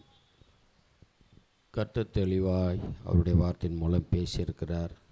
யாரெல்லாம் உணர்த்தப்பட்டீங்களோ ஆண்டவருடைய வேலைக்காக ஒப்பு கொடுங்க. கர்த்தர் நடத்துவார். கர்த்தர் உங்களை பயன்படுத்துவார். உங்களை நம்பி சில பொறுப்புகளை கர்த்தர் கொடுப்பார். கர்த்தருக்காக வேலை செய்கிறதுக்கு இன்னைக்கு ஆட்கள் தேடுகிறார். ஆண்டவர் தேடுகிறார். என் காரியமாய் யார் போவான்? நான் யாரை அனுப்புவேன்? யாரை அனுப்புவேன்? அநேகர் நம்ம கேட்குறோம், ஆனால் அதை செயல்படுத்துறது இல்லை. இன்றைக்கி ஆண்டவர் தெளிவாய் பேசியிருக்கிறார். யாரெல்லாம் அதற்காக ஜெபம் பண்ணிகிட்டு இருக்கிறீங்களோ கர்த்தர் திட்டமாய் தெளிவாய் பேசி உன்னை அவருடைய சேவைக்காக ஆண்டவர் செப்பரேட் பண்ணியிருக்கிறார். ஸ்தோத்திரம் ஸ்தோத்திரம். கரங்களை உயர்த்தி ஸ்தோத்திரம். கர்த்தர் தொடர்ந்து இந்த சபையிலிருந்து ஏராளமான ஊழியக்காரர்கள் எழும்பணும். ஏராளமான ஊழியக்காரிகள் எழும்பணும். மிஷினரிகள் எழும்பணும். மிஷினரிகள் எழும்பணும். கர்த்தர் அப்படிப்பட்ட கிருபைகளை இந்த சபையில் ஆண்டவர் ஏற்படுத்துவாராக. வருகிற நாட்களில் அப்படி தரிசனத்தோடு செயல்படக்கூடிய நபர்களை கர்த்தர் இந்த சபையிலிருந்து ஆண்டவர் பல தேசங்களுக்கு, இந்தியாவில் பல மாநிலங்களுக்கு கர்த்தர் கொண்டு போய் பயன்படுத்த போகிறார். அது ஒருவேளை நீங்களாக இருக்கலாம், உங்கள் பிள்ளைகளாக இருக்கலாம், அல்லது உங்களுடைய குடும்பத்தில் உள்ளவர்களாக இருக்கலாம். கர்த்தர் எடுத்து பயன்படுத்த போகிறார். அநேகர் உங்கள் பிள்ளைகளை ஊழியத்துக்கு ஒப்பு கொடுத்துருக்கலாம். ஆண்டவர் வருகிற இந்த நாட்களில் அதற்குரிய வெளிப்பாடுகளை, தரிசனங்களை, அழைப்பை கொடுத்து ஆண்டவர் எடுத்து பயன்படுத்த போகிறார். கரைகளை உயர்த்தி நல்ல ஸ்தோத்திரம் பண்ணுவோம். நல்ல பிதாவே, இந்த காலை நேரத்துக்காக நாங்கள் துதிக்கிறோம். இது நாளிலும் உடைய வார்த்தையின் மூலம் நீர் பேசினதற்காக ஸ்தோத்திரம். அந்த தரிசனம் ஜனங்களுக்குள்ளே கர்த்தருடைய ஆவியானவர் கொடுத்து இங்கிருந்து அநேக ஊழியக்காரர்கள் மிஷினரிகள் எழும்ப ஆண்டவரே நீர் கிரியை செய்வீராக. அந்த தரிசனத்தோடு கூட பிள்ளைகள் கடந்து போகட்டும். அதற்காக தொடர்ந்து ஜெபம் பண்ணட்டும். கர்த்தருடைய அழைப்பை பெற்று கர்த்தருக்காக ஊழியம் செய்ய எழும்பட்டும். ஆண்டவரே, மோசையை எழுப்பினது போல பேதுருவை எழுப்பி அவன் கையில் ஒரு மந்தை மேய்க்க உத்தரவாதத்தை கொடுத்தது போல உம்முடைய மந்தையை மேய்ப்பதற்கு ஜனங்களை நடத்துவதற்கு ஆண்டவரே உத்தரவாதத்தை பிள்ளைகள் கையில் கொடுத்து நீர் ஏற்படுத்த போகிறீர். அநேகர் ஊழியக்காரர்கள் எழும்ப போகிறார்கள். ஆண்டவரே, அதற்காக ஸ்தோத்திரம். தொடர்ந்து நீர் கிரியை செய்யும். இயேசுவின் நாமத்தில் பிதாவே. என் ஆத்துமாவே கர்த்தரை ஸ்தோத்திரி, முழு உள்ளமே பரிசுத்த நாமத்தை ஸ்தோத்திரி. என் ஆத்துமாவே கர்த்தரை ஸ்தோத்திரி, அவர் செய்த சகல உபகாரங்களை மறவாதே.